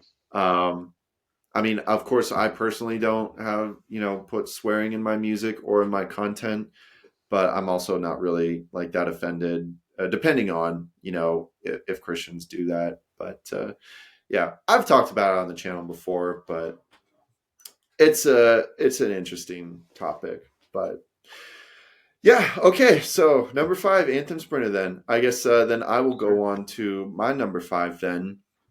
And this is a very interesting. I'm curious to know what your take is. I had actually tweeted about this before, and I can't remember if you had responded to it. A lot of people did on the subject of like what qualifies as an album, because this album is technically one track, but it's like 35 minutes. And when you listen to it, it does sound like an album because it's split up into different sections that feel like separate songs. So to Okay. me, it's an album, but just like a 1-track album. And it is from an artist that I don't feel like many people really talk about these days, but it's from Will Reagan. And it's called ILIWYS Tape Print Unmastered. A very interesting title to it. My theory is, because he hasn't really posted any theory, is that ILIWYS stands for I love it when you smile. That's my theory. Okay. Especially because the album cover is a picture of him smiling, even though his kids are like pulling his face to make him smile. So that's my theory, is that it means I love it when you smile, tape print unmastered. And so I've been following Will Reagan for a while. He was actually one of the first like indie Christian artists that I got into. He was one of the first Christian artists that kind of like introduced me to this idea that Christians can make very creative and artful worship music. Um, you guys have probably heard a lot of his songs without really knowing who he is. He wrote the song "Set Afire" that was popularized by Jesus Culture and I think a couple other artists. And he's had a few other worship songs. And you know, I've kind of changed some of my opinions of like some of the worship music that I like now, but that's neither here nor there. He's kind of gone on to write more personable music. So not just strictly worship music anymore. He's written more like songs that are more relatable to, you know, just life in general, which includes his faith, of course. But he actually hadn't released anything in a while. It had been like a few years since his previous album, which I think it was Vacant or Vacancy. I'm looking it up now. Yeah, Vacancy. Yeah, that was like 5 years ago, and he just kind of disappeared. And then he just drops this out of nowhere with like no explanation really. He just like posts about it. He's like, "Hey, this is out," and like not really any story behind the album. He's just like, "Hey, this is yeah, go listen to this." Um, and so like I didn't talk about it on this channel. I would have done like a review for it, but like I kind of missed it. I was like a month late to discovering it. And even then it just kind of confused me. I was like, I don't know is this like is this a single or is it an album? And I didn't even really listen to it for the longest time because it's like, oh, I got to put some time into it. So I'll get to it eventually. So I didn't really like get into it until much later in the year, and it was just like, oh wow, this is great. Like I don't really know what it means with a like tape printed unmastered or whatever, but whatever it is, it sounds incredible because I know he kind of took a break to from music to like produce more other people's music. So I think he's just been really stretching his production muscles, and it's very apparent in this. It is so much fun to listen to. Just a great combination of like analog synth kind of sounds mixed with more like organic instrumentation. I mean, he always kind of had more of a folky side to his music, so that's still very prevalent. But also just like doing fun stuff with his vocals. And I wish that I couldn't find any lyrics that were available. So I wish I could do a deeper dive of a lot of the stuff that he was singing about. But from what I could gather, there's a lot of stuff about faith and about fatherhood, and just like how those mix in between. And but yeah, I mostly just kind of listen to it just like it's a good headphones album, just like listening to it and just like just soaking in all the really cool sounds. And yeah, it just really really caught me off guard. I mean, I knew he was a great artist, and I always, especially in Vacancy, there was a lot more focus on production, but this even more so. I feel like it was just a lot of fun to listen to. So sorry, I know that that was a long tangent, but yeah, I feel like this went under the radar. Like really, no one I knew was talking about it. So yeah, it's really special. I don't know, Scott, are you really at all familiar with Will Reagan? no. I may have seen the name before, but when you said it, I didn't recognize it at all. Um, so I've not Mm. heard this. I'm very interested in checking it out now. I looked it up. I looked on Apple and Music and Spotify. Spotify has it as a single. Apple has it as Yeah. an album. Um, I Oh, think interesting. I think I would say it's an album. I mean, it's only one song, but like if Yeah. you play on a record, I mean, Yeah. you Or would a it wouldn't cassette. matter, you know? Yeah, it wouldn't matter how many tracks there were. It's Exactly. 34 minutes long. So I would call it an album. Yeah. Yeah, I think so. Cause like when you listen to it, there are, it does kind of have a continuous feel to it. But there are like obvious breaks and transitions from each song. So I qualify it as an album. I think Ronnie Martin did something kind of similar like a couple of years ago where he released an album, but it was technically like 2 tracks, but it's like Hmm. the length of an album. I can't remember exactly how long it was, but it was like the length of an album with just 2 tracks.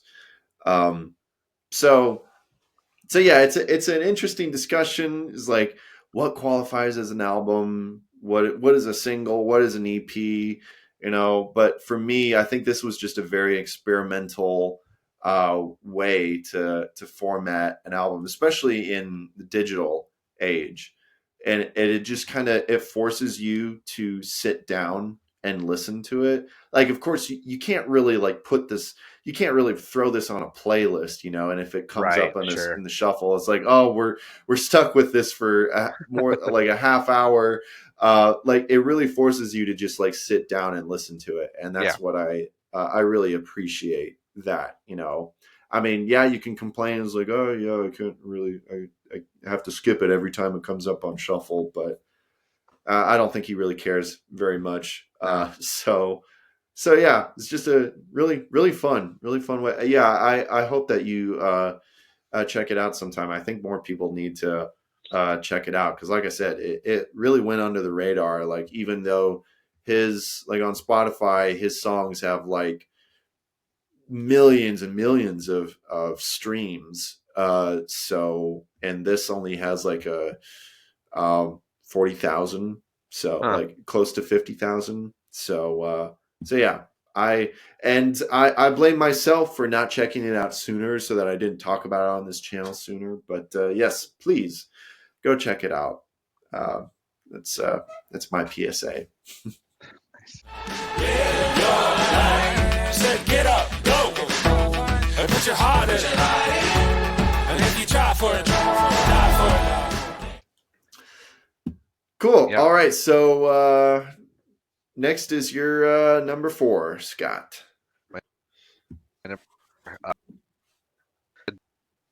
Twice now about albums on my list, but this is a very short one. This is an EP that's 15, 20 minutes long, something like that. It's by Pipe Bomb, an EP called Stomp. Yes. This is an explosive, pun not intended, chaotic metalcore album, very in the vein of like The Chariot, Norma Jean, Every Time I Die kind of thing. Mhm. Every Time I Die, I'm not necessarily a mega fan. But it's loud, Yeah. it's Same. confrontational, it's man, it just smacks you in the face. And the lyrics are intense and convicting, and it's one guy who has recently also another great metalcore hardcore band that yeah, Mhm. this EP is fantastic, and I he's released a couple more singles since then, and I can't get enough. Really want some more. He's just a musician from Pennsylvania named Mitchell Layton, and he knows what he's doing. Highly recommend this if you've got 20 minutes to spare, like in your face, loud, abrasive hardcore music. Who has 20 minutes to spare these days? That's too much to ask. Yeah, fair enough. But Yeah. you know, Yeah, I'm familiar with Pipe Bomb. I missed this EP. I checked out his I think it was his EP from the year before, and I was really excited to check it out just based off of what everyone was saying, because I mean, just like the description you gave, I love or wait, did they have an EP from the year before? No, this is his debut. Oh, okay. Maybe it was this EP. Um was it like early in the year? Maybe that's why I'm thinking. Yeah, I think Uh, so. oh yeah, February. Okay, that's why it seems so long ago. Yeah, for real. Yeah, because I I love the Chariot. And I love like 68, and I love that sort of like that's a lot of the metal and hardcore that I really love, is just like anything that sounds like just really chaotic and abrasive. Yeah. I really love, and so I was excited to check it out. But I guess I just got to go back to it, because for some reason it didn't stick with me. I mean, I liked some of what I heard, but I guess I just kind of forgot about it. So um, Sure. I know that that's not a great like promotion for him, but but yeah, I definitely plan on going back to them, because it Cool. is the kind of sound that I really like, and I've heard you guys talk about him a lot. So yeah, really cool. Pipe bomb, stomp. Stomp. Yeah. Don't stomp on a pipe bomb. That's Do not not. very smart. No.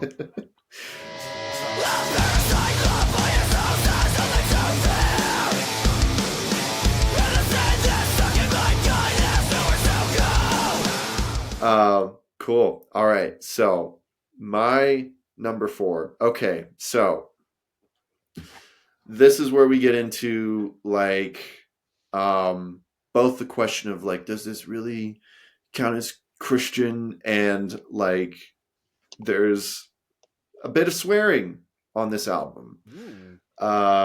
So yeah, Exciting. this disclaimer.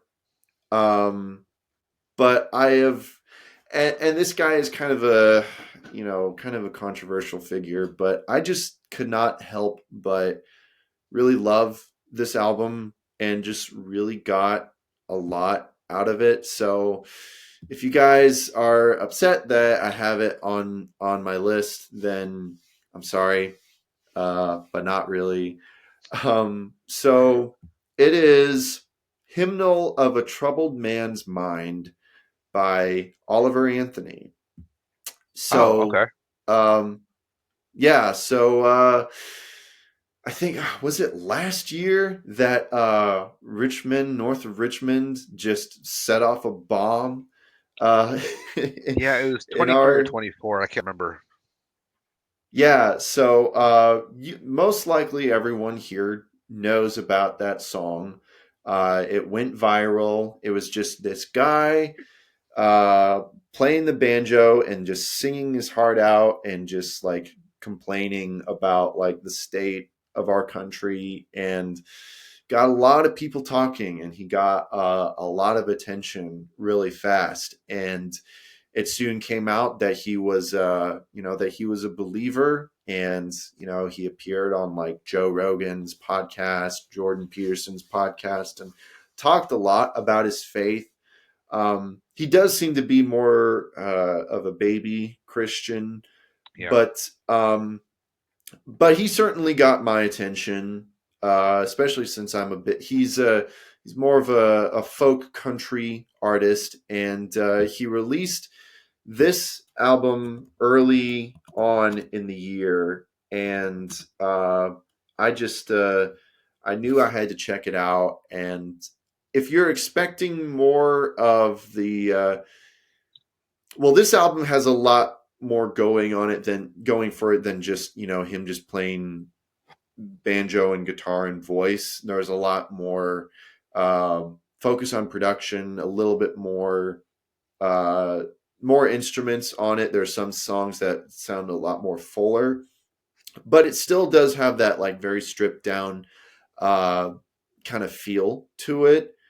So yeah, and a lot of the songs, if you're expecting like an overly political album, like just because you heard Richmond North of Richmond, that's not really prevalent in this album, except for maybe uh the title track, Mama. No, not the title track. Mama's Been Hurting. It's the final track on the album, and it's more. The album is more just like an exploration of.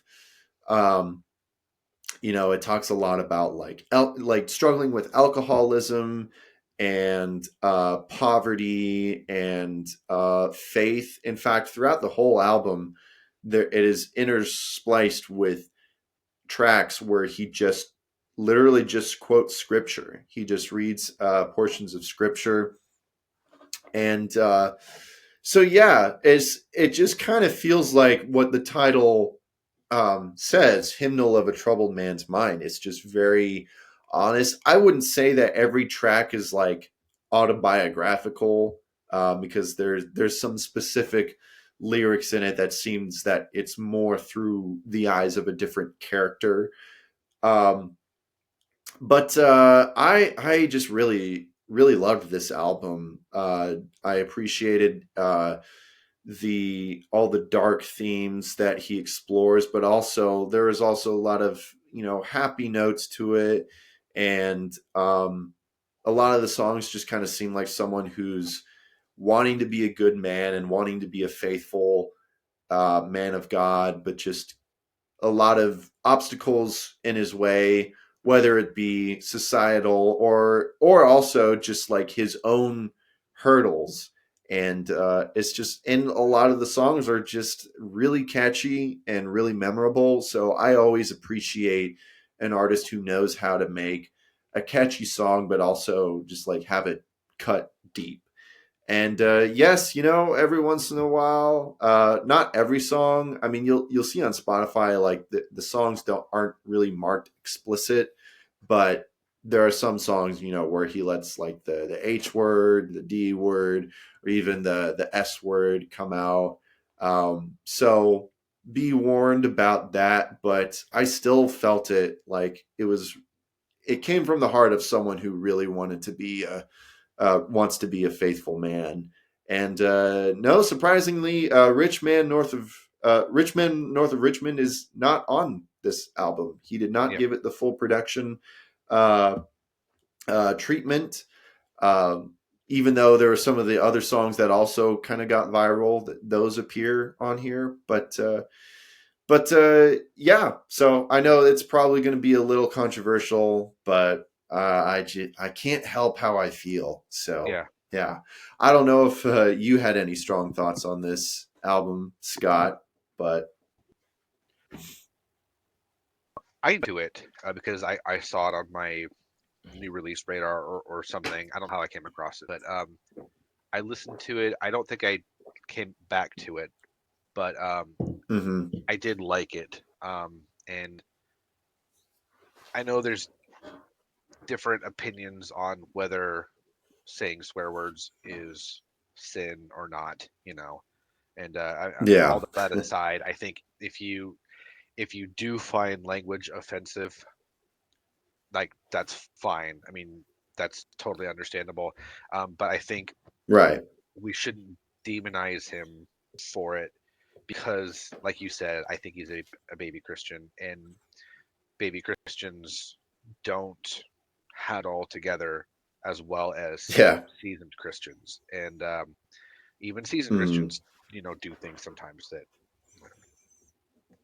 probably should. But I think baby Christians should have a lot more grace given to them than sometimes we try to give them.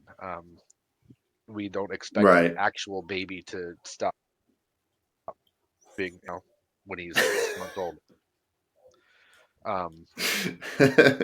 But that aside, Very, very true. that aside, I think I agree with you. I think it's just about a man who wants to serve the Lord, who's frustrated with how things are in this country and in the church, maybe even. But Mm, it seems like he really wants to serve the Lord and just trying to sort stuff out by writing songs and being honest about it. And that's, that's the mark of a believer, is being honest and confessing your sin. And one of the marks of a believer. So yeah, good album. Yeah. Just go into it knowing that it's not singing those songs. Yeah. It's a messy Christians album. I mean, Yeah. even though we all got messiness to us. Yeah. Yeah. Very true. But yeah, so it is a lot that I appreciate about the album. But yeah, just go, if you're going to check it out, go into it knowing all those things. So yeah, that's my number 4, Hymnal of a Troubled Man's Mind, Oliver Anthony. Even though on Spotify it's Oliver Anthony Music. Yeah. But I will refuse to say that. I just like Oliver Anthony is fine. That's not even his real name. I forget his actual full name. I didn't know Maybe that. his Spotify says. Yeah, I can't remember. Oliver Anthony is actually just technically his stage name. Oh, But okay. yeah, the more you know. Just don't let the land I love die so young of the eye. Cool. All right. So moving along to your number 3, Scott. Yeah, just real quick. I was curious. I googled it. His name is Christopher Anthony Lunsford. Oh yeah. So I guess the Anthony part is real, but yeah. Wonder if he's related to Aaron Lunsford. Yeah. Probably not. My number 3, in a similar kind of lyrical vein, is The People We Became by No Big Deal. It's not so much about, how we're struggling to come into faith or deal with, the negatives of our country or whatever, but it is about a little bit about how get stuff wrong sometimes, but that God is still good. And there's, it's not like a lost cause. Obviously, we just have some things to work out. So throughout the course of No Big Deal's albums, there's been this recurring theme of, I really like the people we're becoming. And then on this one, it opens with that same mantra, but then the opening track closes with, but I hate the people we became. Like, we're on our way to becoming the spotless bride of Christ. But on the way there, we kind of stumbled a little bit, and we're not doing so much like the church of Scripture, these days. But that aside, also really great hip hop album in a time where I'm struggling to find hip hop that I enjoy. But dudes like No Big Deal and Jay Monty are just killing it for me. So, are killing it, not for me. You know what I mean? I really like them. Yeah. But No Big Deal. I mean, the music, he has really good flow, really thoughtful lyrics. I really like how countercultural he is. A lot of people that do, it's like people who want fame and fortune. Follow me on Instagram, stream my music, get me numbers, get me platinum certification, so I can more with it. But he literally says in one of his songs, like, stop following me on Instagram because that place is toxic. And he doesn't want the fame and fortune. He just wants to share Jesus with people. And yeah, I really like that. It just kind of spits in the face of trendy, popular stream rap, and also really good at the same time. I mean, I listened to that album a lot in 2024. He put out a few other things. He put out a remix album, and then he did a live album, which is really unusual for hip hop. Yeah. Huh. He's killing it though. One of my favorite rappers right now. Nice.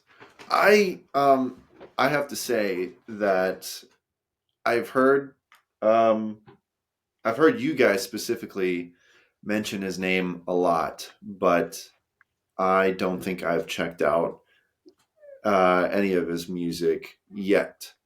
I am also very picky about the hip hop that I listen to. Um, I've struggled to find any hip hop, especially Christian hip hop, that I've really enjoyed lately. So maybe I'll definitely have to see how I feel about No Big Deal, even though I still don't really know how to say the name. No Big Deal, No Big Bill, No Big Dial. Yeah, Oh, okay, no big that helps. No Big Deal. yeah. Gotcha. Cool. Well, But yeah, yeah, I'll he's been, definitely. man, one of my favorites right now, and one of the I'm I'm starting to find, rappers recently that I kind of like, but there's not a whole love right now. He's one of them. So he's got several Nice. albums now to listen to, and I think they're all pretty good. Cool. All right. Check it out for sure. Cool. Tell them like, no way, no way, no way. We won't sell our soul for the pain today. Make a way where there ain't no way. All right. So my number 3, continuing the theme of, swearing in Christian music and all that. You probably know what this one is, but this album actually did take me by surprise because I've honestly had a love-hate relationship with this band. And it is The Process by Judah and the Lion. Hmm. So I really wasn't expecting to connect with this album as much as I did. Um, I have been following Judah and the Lion since their really early days, when, like, actually before their debut album came out. Like, they had like a couple of EPs, and I was really getting into a lot of Christian folk, which that is how they started out. They started out a lot more strictly Christian than they are now. Yeah. And then I was there with their first album, Kickin' the Leaves, and or no, that was one of the tracks. It was Kids These Days, and they've definitely changed and morphed over the years, and I don't know if it was really for the better or for the worse in terms of like their music, because a lot of the music that they've released within the past couple of years is just like, I don't know if I like this. I think I do. I don't know. Some of it's kind of a guilty pleasure because they tend to sometimes they tend to just like really overproduce a lot of their music, and some of it really comes across as like really cheesy. And I know that the album before this one, there were some good moments on it, but I thought a lot of the songwriting was just not great. So I wasn't really expecting to really like this album. I still kind of am a little conflicted about it, not even just for, the swearing reasons, but I think that's why I appreciate it so much, because it's kind of a mess, but like in a good way.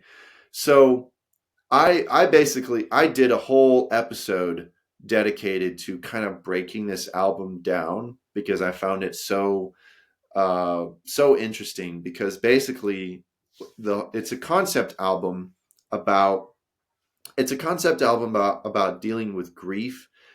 Kind of more specifically, it's about the lead singer Judah dealing with his divorce, because his wife had left him, kind of, pretty much against his, what he wanted. And so, but I guess he had been dealing with a death in the family as well. But the divorce themes are a lot more prevalent in this album. And, you know, I'm just always a sucker for any artist that just wants to be like really raw about like the hard stuff that they're going through. And that is what you get with this album. It is very raw and honest and emotional. And, you know, with that, you get some songs that are explicit. Judah and the Lion have kind of been more, you know, more, I guess, comfortable with that. But I guess sort of with this album, I give them sort of a pass just because of, you know, the rawness of the subject that they're dealing with. But Yeah.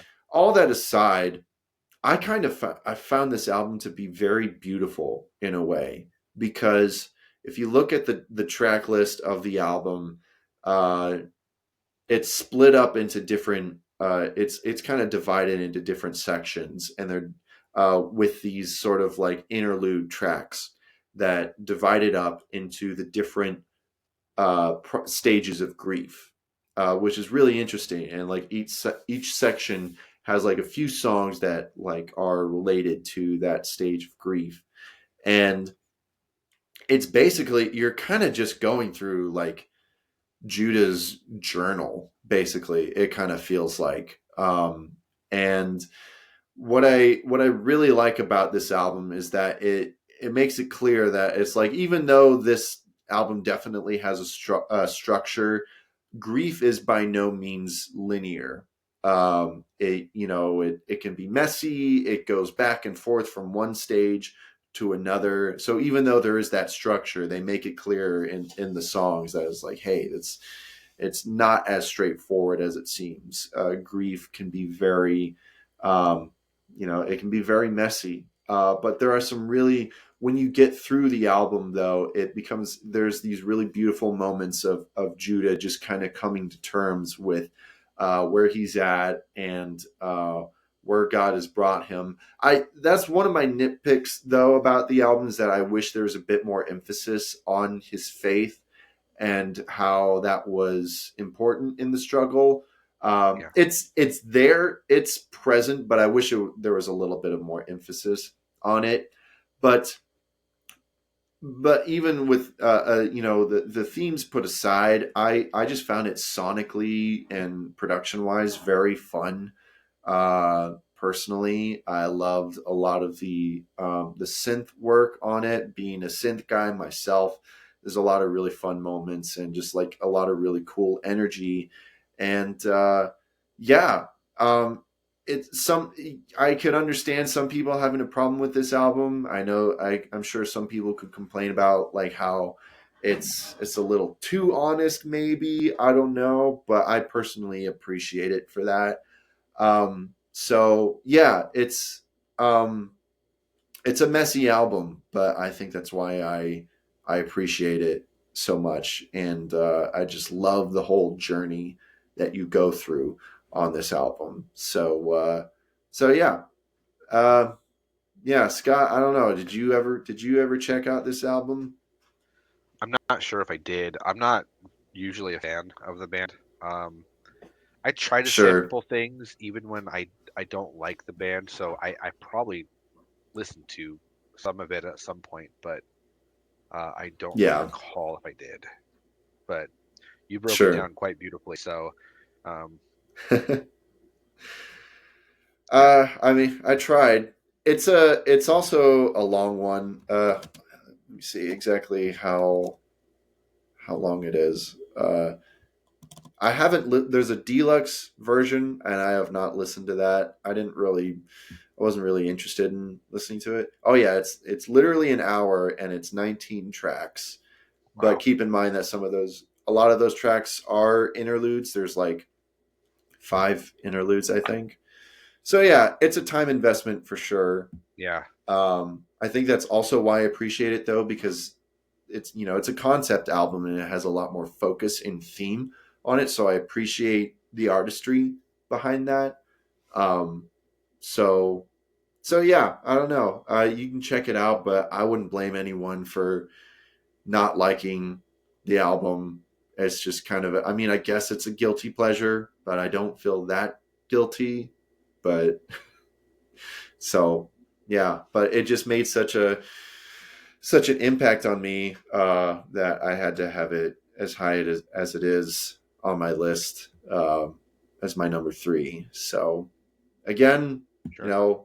Warnings, explicit warnings and such. They actually do have a clean version of the album, but is like, I don't know. I think I'd rather just like hear like the actual album that they intended. So Yeah. Yeah. so you Agreed. can check out the clean version if you want. So yeah. I'm in denial. It's been a while since you checked in with me. Cool. All right. Moving on to your number 2. So this is an album from Velvet Music. It's Slow Parade by Gilia Taylor. Hmm. Gilia has been around making music for a while. She had a like a pop kind of worshipy, I guess not worshipy, but like a CCME kind of album with her husband, Chris, like 10 years ago. She's also been the Mm-hmm. vocalist of Earth, if you're familiar. And then she did a solo album this year, this year. And it's if you're familiar with Legion of Earth, it's a big atmospheric, ambient rock kind. This one is much slower. It's piano based. It's got some acoustic guitar, maybe a little bit of electric guitar, but not like played in a rock or alt rock style. Mm-hmm. And it's just a much more. I mean, the album title is pretty much an indicator for what you're going in for. Um, her voice sounds great though. It's relaxed, smooth, and smoky. Like I think again, bringing back to my friend Evan, I think he compared her to like Nora Jones kind of vocal Mm-hmm. style. Um, really great album though.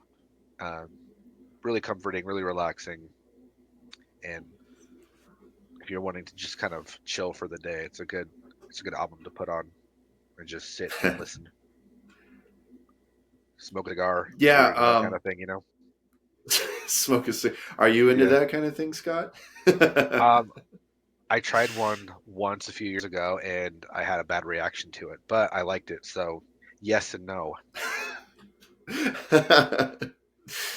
Oh man, that is. Don't they say that about all substance abuse? I like it, but I I don't. like it, but I wish I didn't do it. Yeah. Right. Yeah. I've had like cheap cigars from like a gas station. Like me and my friends, like we smoked a few. Didn't inhale though. Good. But yeah, I haven't had a cigar in a while. I haven't had like a true cigar. Yeah, yeah. But cool.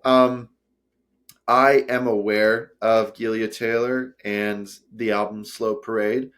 You guys, especially at JFH, well, it was a number 1 album for JFH, right?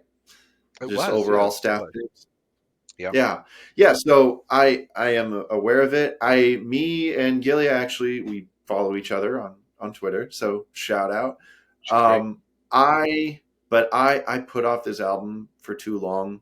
Even though you guys sang his praises for so long, I was like, I'll check it out one of these days. And then I like listened to it was like before the end of the year. I like listened to the first few tracks, and I was like, maybe I'll come back to this. But so yeah, I can't really say anything about this album, but I can at least say that Gilia seems like a nice person. So Yeah. She's great, yeah. I'll have to like really check out the album sometime, but I just didn't really in time for this list. So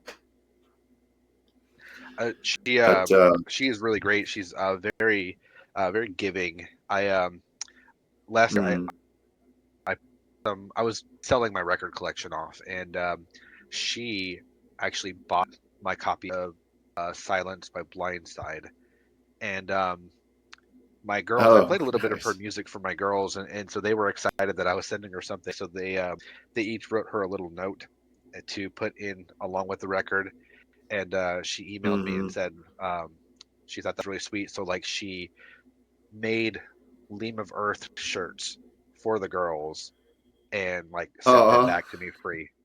So yeah, really great, really great person. that's that's funny. I also think it's funny that you said it was Silence by Blindside. Yeah, I just think it's funny that I wouldn't expect her to be into Blindside just like based oh off of her music. So that's yeah, funny. yeah. That makes her cool. Yeah, it does. Yeah. So yeah, Nice. that's my number All two, right. Slow Parade by Gilead Taylor. Really good stuff. If you haven't heard it yet, you should remedy that. Awesome. Yes, do that. Now I will at one of these days.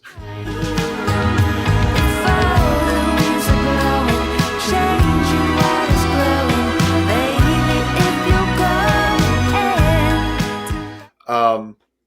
All right. So my number two. We're getting near the end. Um. So hopefully I'm not taking up too much of your time, No, you're Scott. good. You're good. Um, Cool. So my number two, a lot of people are familiar with this one. This is another one of those like, are they really Christian if they're like so mainstream or whatever? Your But list is so I don't care. questionable. Yeah, I guess I'm so alternative, you know. But I mean, I've talked about this band plenty of times on the channel, especially since because of the new music from this year. And I mean, I know JFH talks, has them in their lists as well, so it's not a big deal. But my number two is Clancy by 21 Pilots. Um, I have had quite a journey with this band. I've had an interesting relationship with them. When they first like broke out, with their album Vessel. I joined on the bandwagon around when Vessel came out. I was just like head over heels. They were like my new favorite band. Uh, I was like, man, they have such a unique sound, and their lyrics, they're just so relatable and everything. And and then Blurry Face came out, and I loved that. But I don't know. There was just a point where they kind of fell off for me. Um, Not even like it was before Trench came out. I just got to a point where like I guess I got like too cool for school. I was like, I don't even know if I like them anymore. Um, so I don't really know what that was. But then Trench came out, and it was like, oh, this is cool. I really like this. It just to me, Trench had like all the things that I really liked about 21 Pilots, but just like I guess more mature, I guess, and improved upon. Me personally, I know. I feel like you can tell a lot about a person by how they would rank their 21 Pilots albums. And it's because it's different for everybody. But Trench Yeah. is my personal favorite album from 21 Pilots. Um, and and then Scaled and Icy came out, and I was like, I don't like this. The um, I I didn't think it was good. I mean, it had like a couple tracks on it that I liked, but overall, I just didn't think it was a good album. So I fell off again with 21 Pilots, and then but I still kept them on my radar. I wanted to keep listening to them because I loved Trench so much, and I love certain aspects of Vessel and Blurry Face, and I especially love their collab with Mute Math. I guess basically anytime that they do anything with Paul Meany, that's like my favorite 21 Pilots. So, and I think that's kind of how Scaled and Icy suffered a little bit. But And then Clancy came out, and I was just really excited with each single that came out. I was like, okay, I'm back on. I'm really digging this. And then the full album came out, and I just think it's really, really solid. I don't like it. I don't think it's better than Trench, but in terms of a 21 Pilots album, I think it's really great and really solid. For me, it doesn't have any bad tracks. It's just a solid, um, you know, I guess I can't even really give them a genre really, because they're so creative and diverse. But to me, it's just a solid alternative album. Like, it kind of reminds me, like, I don't know, Scott, if you're a big Gorillaz fan, but it kind of reminds me of when their album Song Machine came out, where it just really felt like there was more of a focus on making every song just as good as it could be, just hit after hit. And that's kind of how I feel about this one. It kind of has my favorite aspects of like all the 21 Pilots album songs, like from Vessel to Blurry Face to Trench, and just brought together in just a really good album. And there's just some really good moments on there. I think some of my favorite tracks are like the more punkier ones, like Navigating and Next Semester, but like all their other ones, like even the more like hip hop focused ones, like Routines in the Night and Lavish, I also really love. So, a really good album for me is just like when the artist explores different sounds for each song, but still, makes a cohesive album. And for me, it's not really even that deep, really. Like I would probably go into a lot of the other albums on this list. It's just solid, and it's a lot of fun. So I can't remember if you had this album on your list or what your thoughts were on it, but go ahead and shoot. I'm going to say this tastefully and tactfully, but I don't like this song. Oh yeah, yeah, that's right. And I'm not, take this for what it's worth. I know it's a lot of people's favorite albums. I know Josh Balog, it's his number one album of the year and his favorite Right. 21 Pilots album overall. Because it's jointed. I didn't feel like it had a good cohesion to it. I feel like it kind of jumped genres too much and kind of lost me along the way. It does have some good songs though. Routines in the Night. I really liked that song. I think I liked Lavish too. But yeah. No, overall, I didn't really care for it. But what would you say that you're a 21 Pilots fan? Like, what is your relationship with the band? Not like I first introduced to House of Gold in like 2011, and I thought, wow, this is really cool and unique, and I like this a lot, and I still really like that song. And I kind of didn't really pay any attention to them until Blurry Face came out, that's my favorite 21 Pilots album. And then I really liked Trench when that came out. I don't like it as much now, but I still think it's one of the albums. I liked Scaled and Icy when it came out. That's kind of worn off on me now, though. But I never had any chance to listen to it the first time. I didn't really have any of those same feelings like with the last three albums. Sure. Yeah. I get that. You're entitled to your opinion, no matter how wrong it is. No. I totally get that. I guess when I say cohesion, it's more like Trench is a very cohesive album. I think it has a very cohesive kind of sound, even though they still go a lot of different places with it. Yeah, they do. But it still feels like the same album. For me, I guess for Clancy, when I say cohesion, is that like they do different things, but it still feels like the same band, I guess. Trench, Okay, I sure. think, is a lot more focused. But Clancy just feels like, oh yeah, this every song on the album feels like a 21 Pilots album. So Sure. I get how you can see how it really how you can have problems with the cohesion. For me, I guess, it's more of just a collection of good songs rather than yeah, it's probably not their most focused album, but I guess I don't really have a problem with it Sure. personally, since every song I really like. So Yeah. so You could put yeah, like any onto a different, like some pop playlist, and each one of those would fit very nicely on there. sure. Yeah, totally.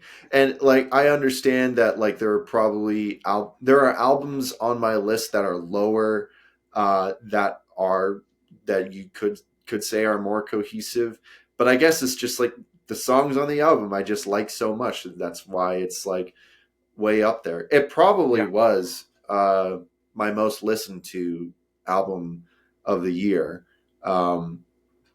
Even though it's not my number one. But I'll go into Yeah. why my number one is my number one when we get there. But yeah, I totally get it, Scott. Like I said, it's like every 21 Pilots fan is like so different when it comes to like their favorite albums and their Yeah. least favorites and such. It's kind of crazy. Yeah, But every album is someone's favorite, probably except like the self-titled debut, which has a lot of yeah, production issues. I actually I have yet to sit down and really listen to that album all the way through. A lot of people have like praised it because of its lyricism. Sure. So yeah, one of these days I'll listen to it. But yeah, so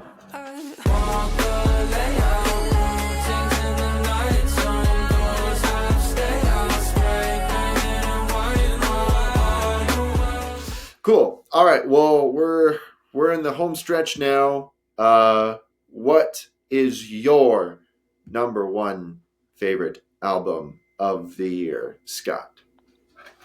That would be an album called Tyraels, new band called Tyraels Ascension, and that is Tyraels, and no apostrophe. I'm not really sure why, but this is a new metalcore band on Rottweiler Records. Kevin Faker. And to be honest, I'm not sure if there's anybody else from any other bands in Tyraels Ascension, but this is kind of like Shamash earlier.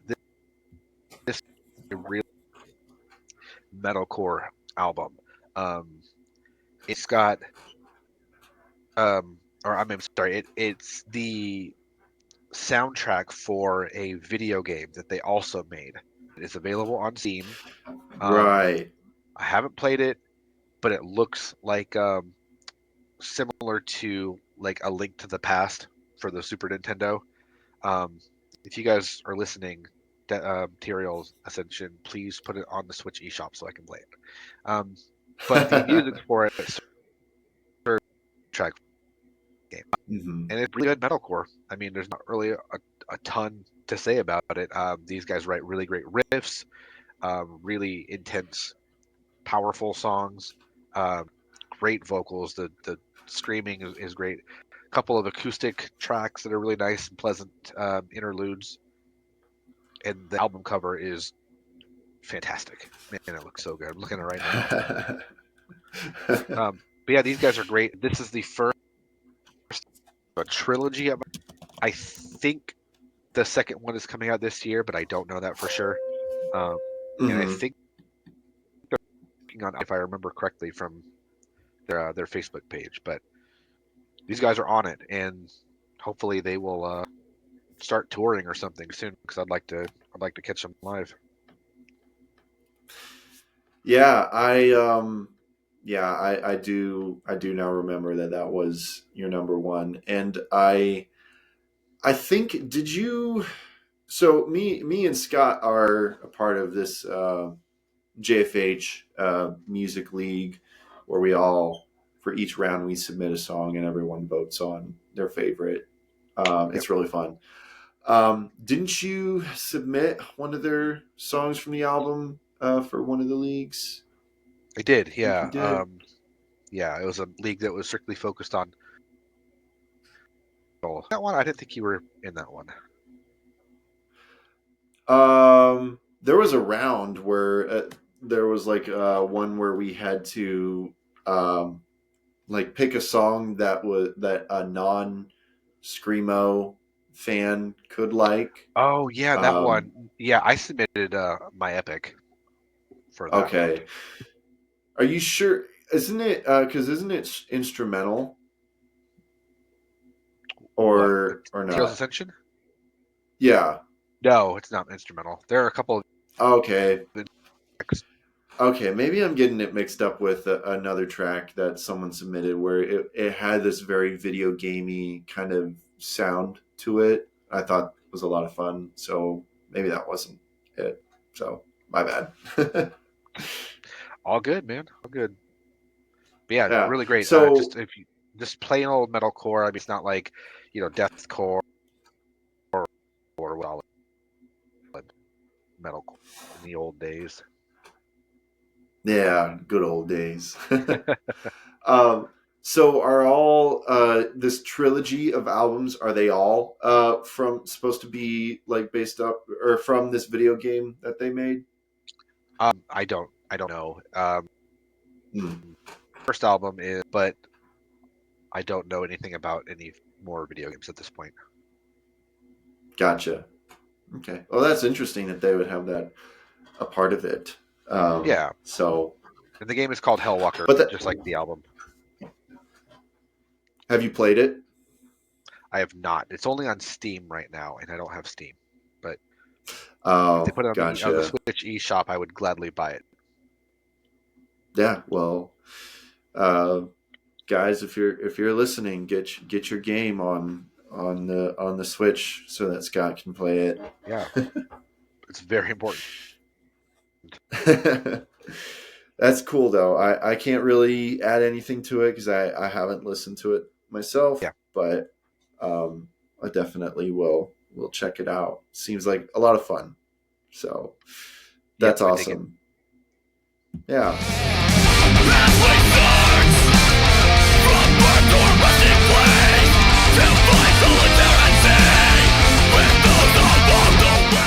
All right. So my number one, you've already mentioned. You already had it on your list. I just wanted to save talking about it because it was my number one, and it is "Interloper" by Zane Vickery, and Wonderful.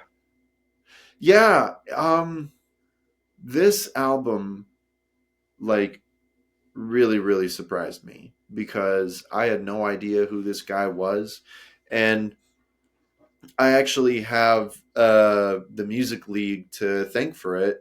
I don't know. I don't remember who it was, but they submitted one of the songs from it. I'm trying to remember which one it was. It was, I think it was Hydrangea, Okay. because that's the one with the saxophone solo, and that was like one of the things that like really got me interested. So yeah, someone submitted this song in one of the music league rounds, and I was just really intrigued by it. And I also was just I felt like it was a really good use of a saxophone solo in a rock song. So I was like, all right, I got to check out who this guy is. I'm not even sure if the album was out yet. I think Hydrangea was just a single. It was a single at one But then point, yeah. yeah. And so I eventually checked out Interloper. And I remember when I put it on, because I was just kind of planning on, at the time, I was just going to like passively listen to it. I think I put it on like while I was showering.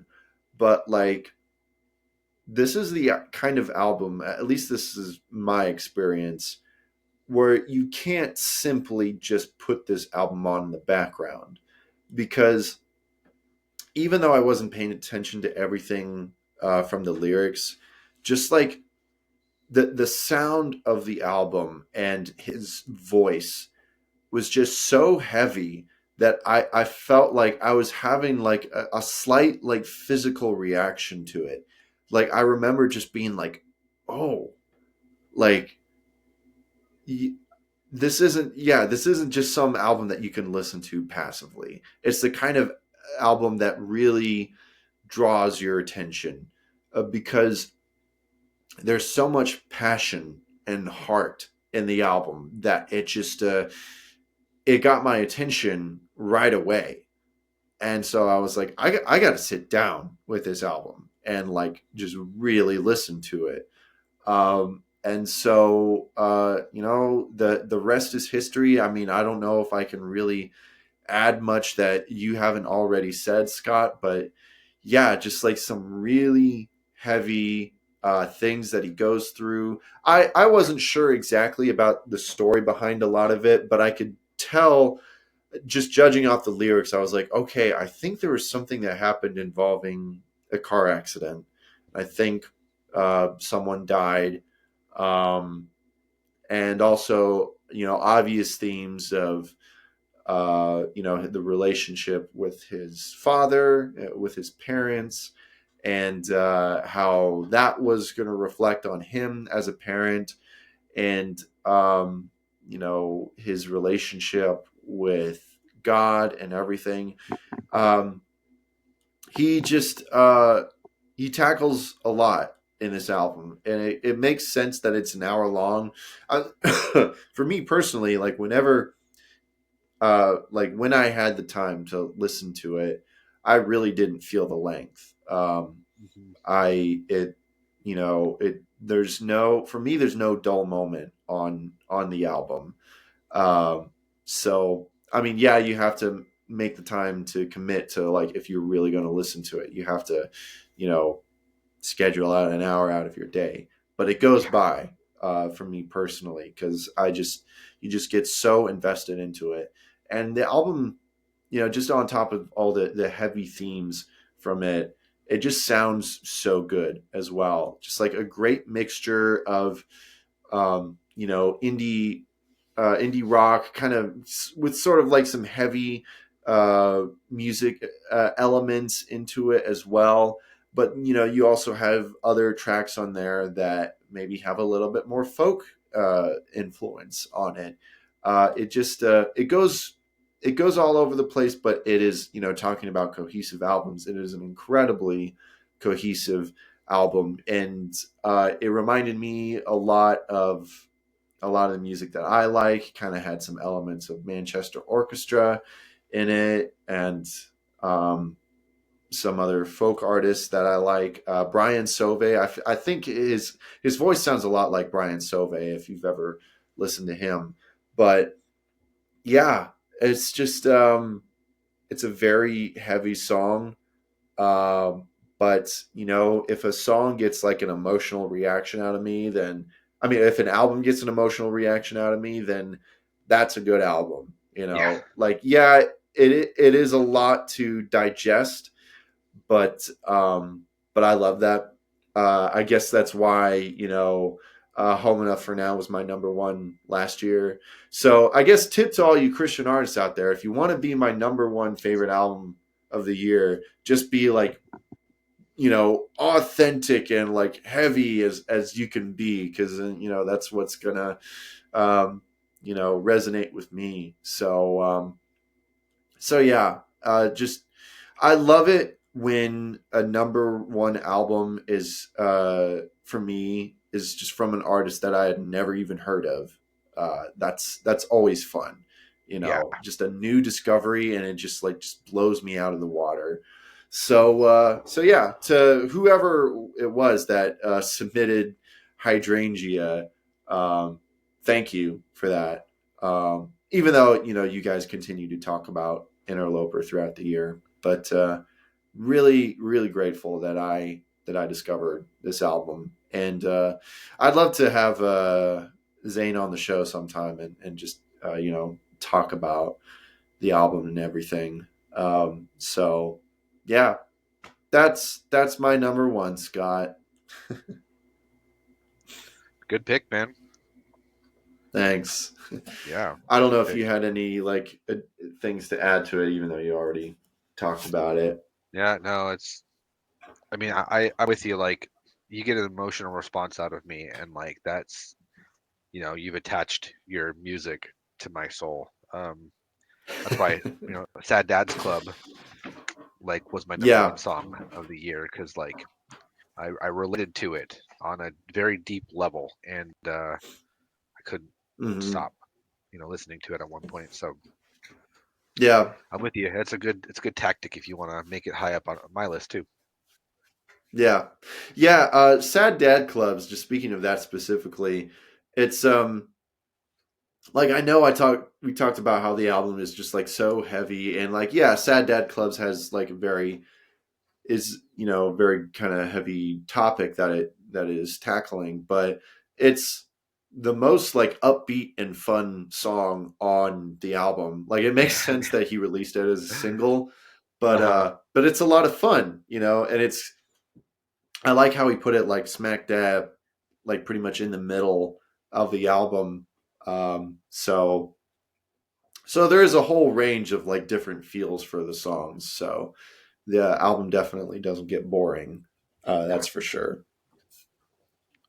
No, and that's great because with an hour long album, there's always that fear that like at some point the listener is going to get tired of this, but um, I didn't, and like you said, it doesn't really feel like an hour. Like the first time it did, I was like, wow, 17 songs and an hour long, but like repeat like uh, it didn't feel the length that it. Yeah, yeah, and that's more than I can say than some other albums. Some albums are half hour to 40 minutes, and they feel like an hour. Yeah, yeah, so so yeah, definitely. good job, Zane. Made a good album. Good job.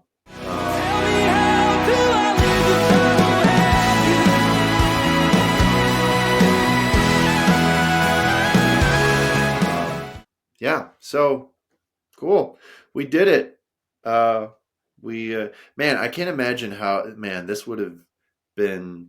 It actually worked out that there was only the two of us for this episode.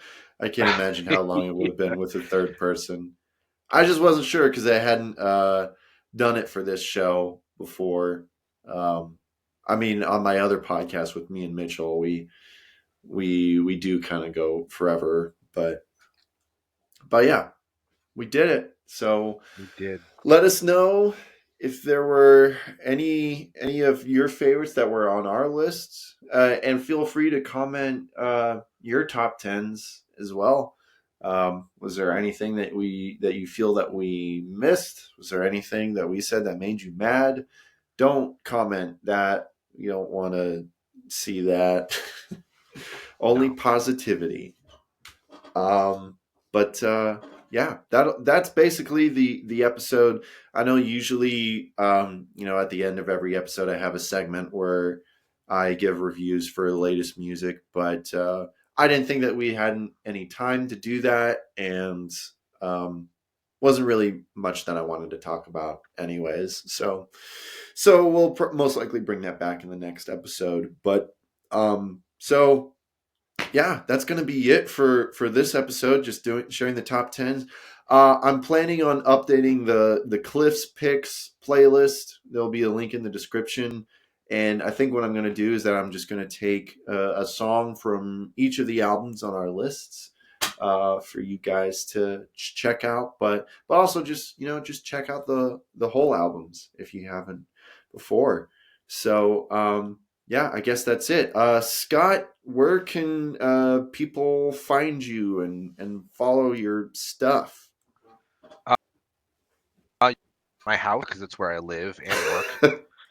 What's Um, your address? not Yeah, it's 123 Navio Business Lane. Um, Sorry, I'm really awkward. I'm not really super active No. online. I'm on Twitter. It's at Scott Fryberger. I have a personal Facebook account, but I tend to not friend people that I don't know. Sure. Yeah. I do keep active in some Facebook groups like the JFH podcast group, and I keep some on the JFH podcast. I'm sorry, the JFH Spotify account. I keep some running playlists with new releases every week. If you want to go and check those out, but other than that, not super active online. Sure. I mean, people can check out JesusFreakHideout.com. You write reviews for them still, right? Yeah, yeah. Yeah, Mostly independent albums, but yeah, I do still write. Yeah. So, I mean, if you guys, for some reason, if you're subscribed to me and you are not aware of Jesus Freak Hideout for some reason, if you like what I do, I basically do what Jesus Freak Hideout already has been doing for decades at this point. You can check out their website. They consistently do album reviews and such. And also definitely check out the Jesus Freak Hideout podcast, where that's hosted by Chase Tremaine, who has also been on the show before, and Scott periodically appears on there. And you can check out their yearly list of favorite albums, even though you'll hear a lot of what Scott said already. But it'll just be different this time on the JFH podcast. So I probably reuse some of that material. Oh yeah, sure. I'll just cut it up, and that won't look bad at all. But yeah, you can follow Jesus Freak Hideout on pretty much any social media platform as well. So I know not a lot of people really visit websites anymore, but you can. They got a whole index of almost every Christian album ever. And that was what I did for, like, when I first discovered you guys. Like, I remember just being in the review index and just being like, oh, what did they think about this album? What did they think about this one?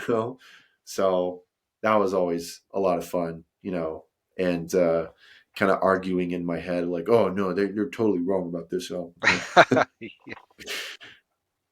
So yeah, so it's really fun. I don't agree with every review we've ever written, but right. I guess that's the cool thing about you guys, is that there's different people on the team and everyone has different opinions, and that's what's fun to listen to, like any of your episodes, when it's like all four of you guys on an episode and getting you to hear you guys argue about stuff. It's always fun. So yeah. So yeah, it's really great to have you on. It was really great meeting you at Audio Feed, and I hope to see you again this year for sure. And we'll have to have you on again sometime for special episode. Yeah, man. Anytime, just let me know, and hopefully, Lord willing, we'll have my family again this year. The bands that they've announced so far are really great. John Van Dusen again is going to be there. The Myriad is going to be there. Blaster, the Rocket Man, Officer Negative. I feel like there was one other that they announced recently too, but I can't remember who or what it is. I can't remember. John Van Dusen was basically the only one that I'm actually familiar with, so I have to check out the other guys. So the Myriad is sorry, cool. I'm a bad Christian music reviewer. Oh, you're good. The Myriad is kind of like Muse, if you listened to any Muse back in the day. Good alt-rock. Oh, yeah. Sure. Okay, cool. Well, I'm excited. I'm definitely going to try and be there. I'm planning on not having my table this time, just so that I can experience more of the festival rather than just being stuck to a table. Yeah, sure. So and people don't buy my shirts anyway. So yeah, it'll be fun though.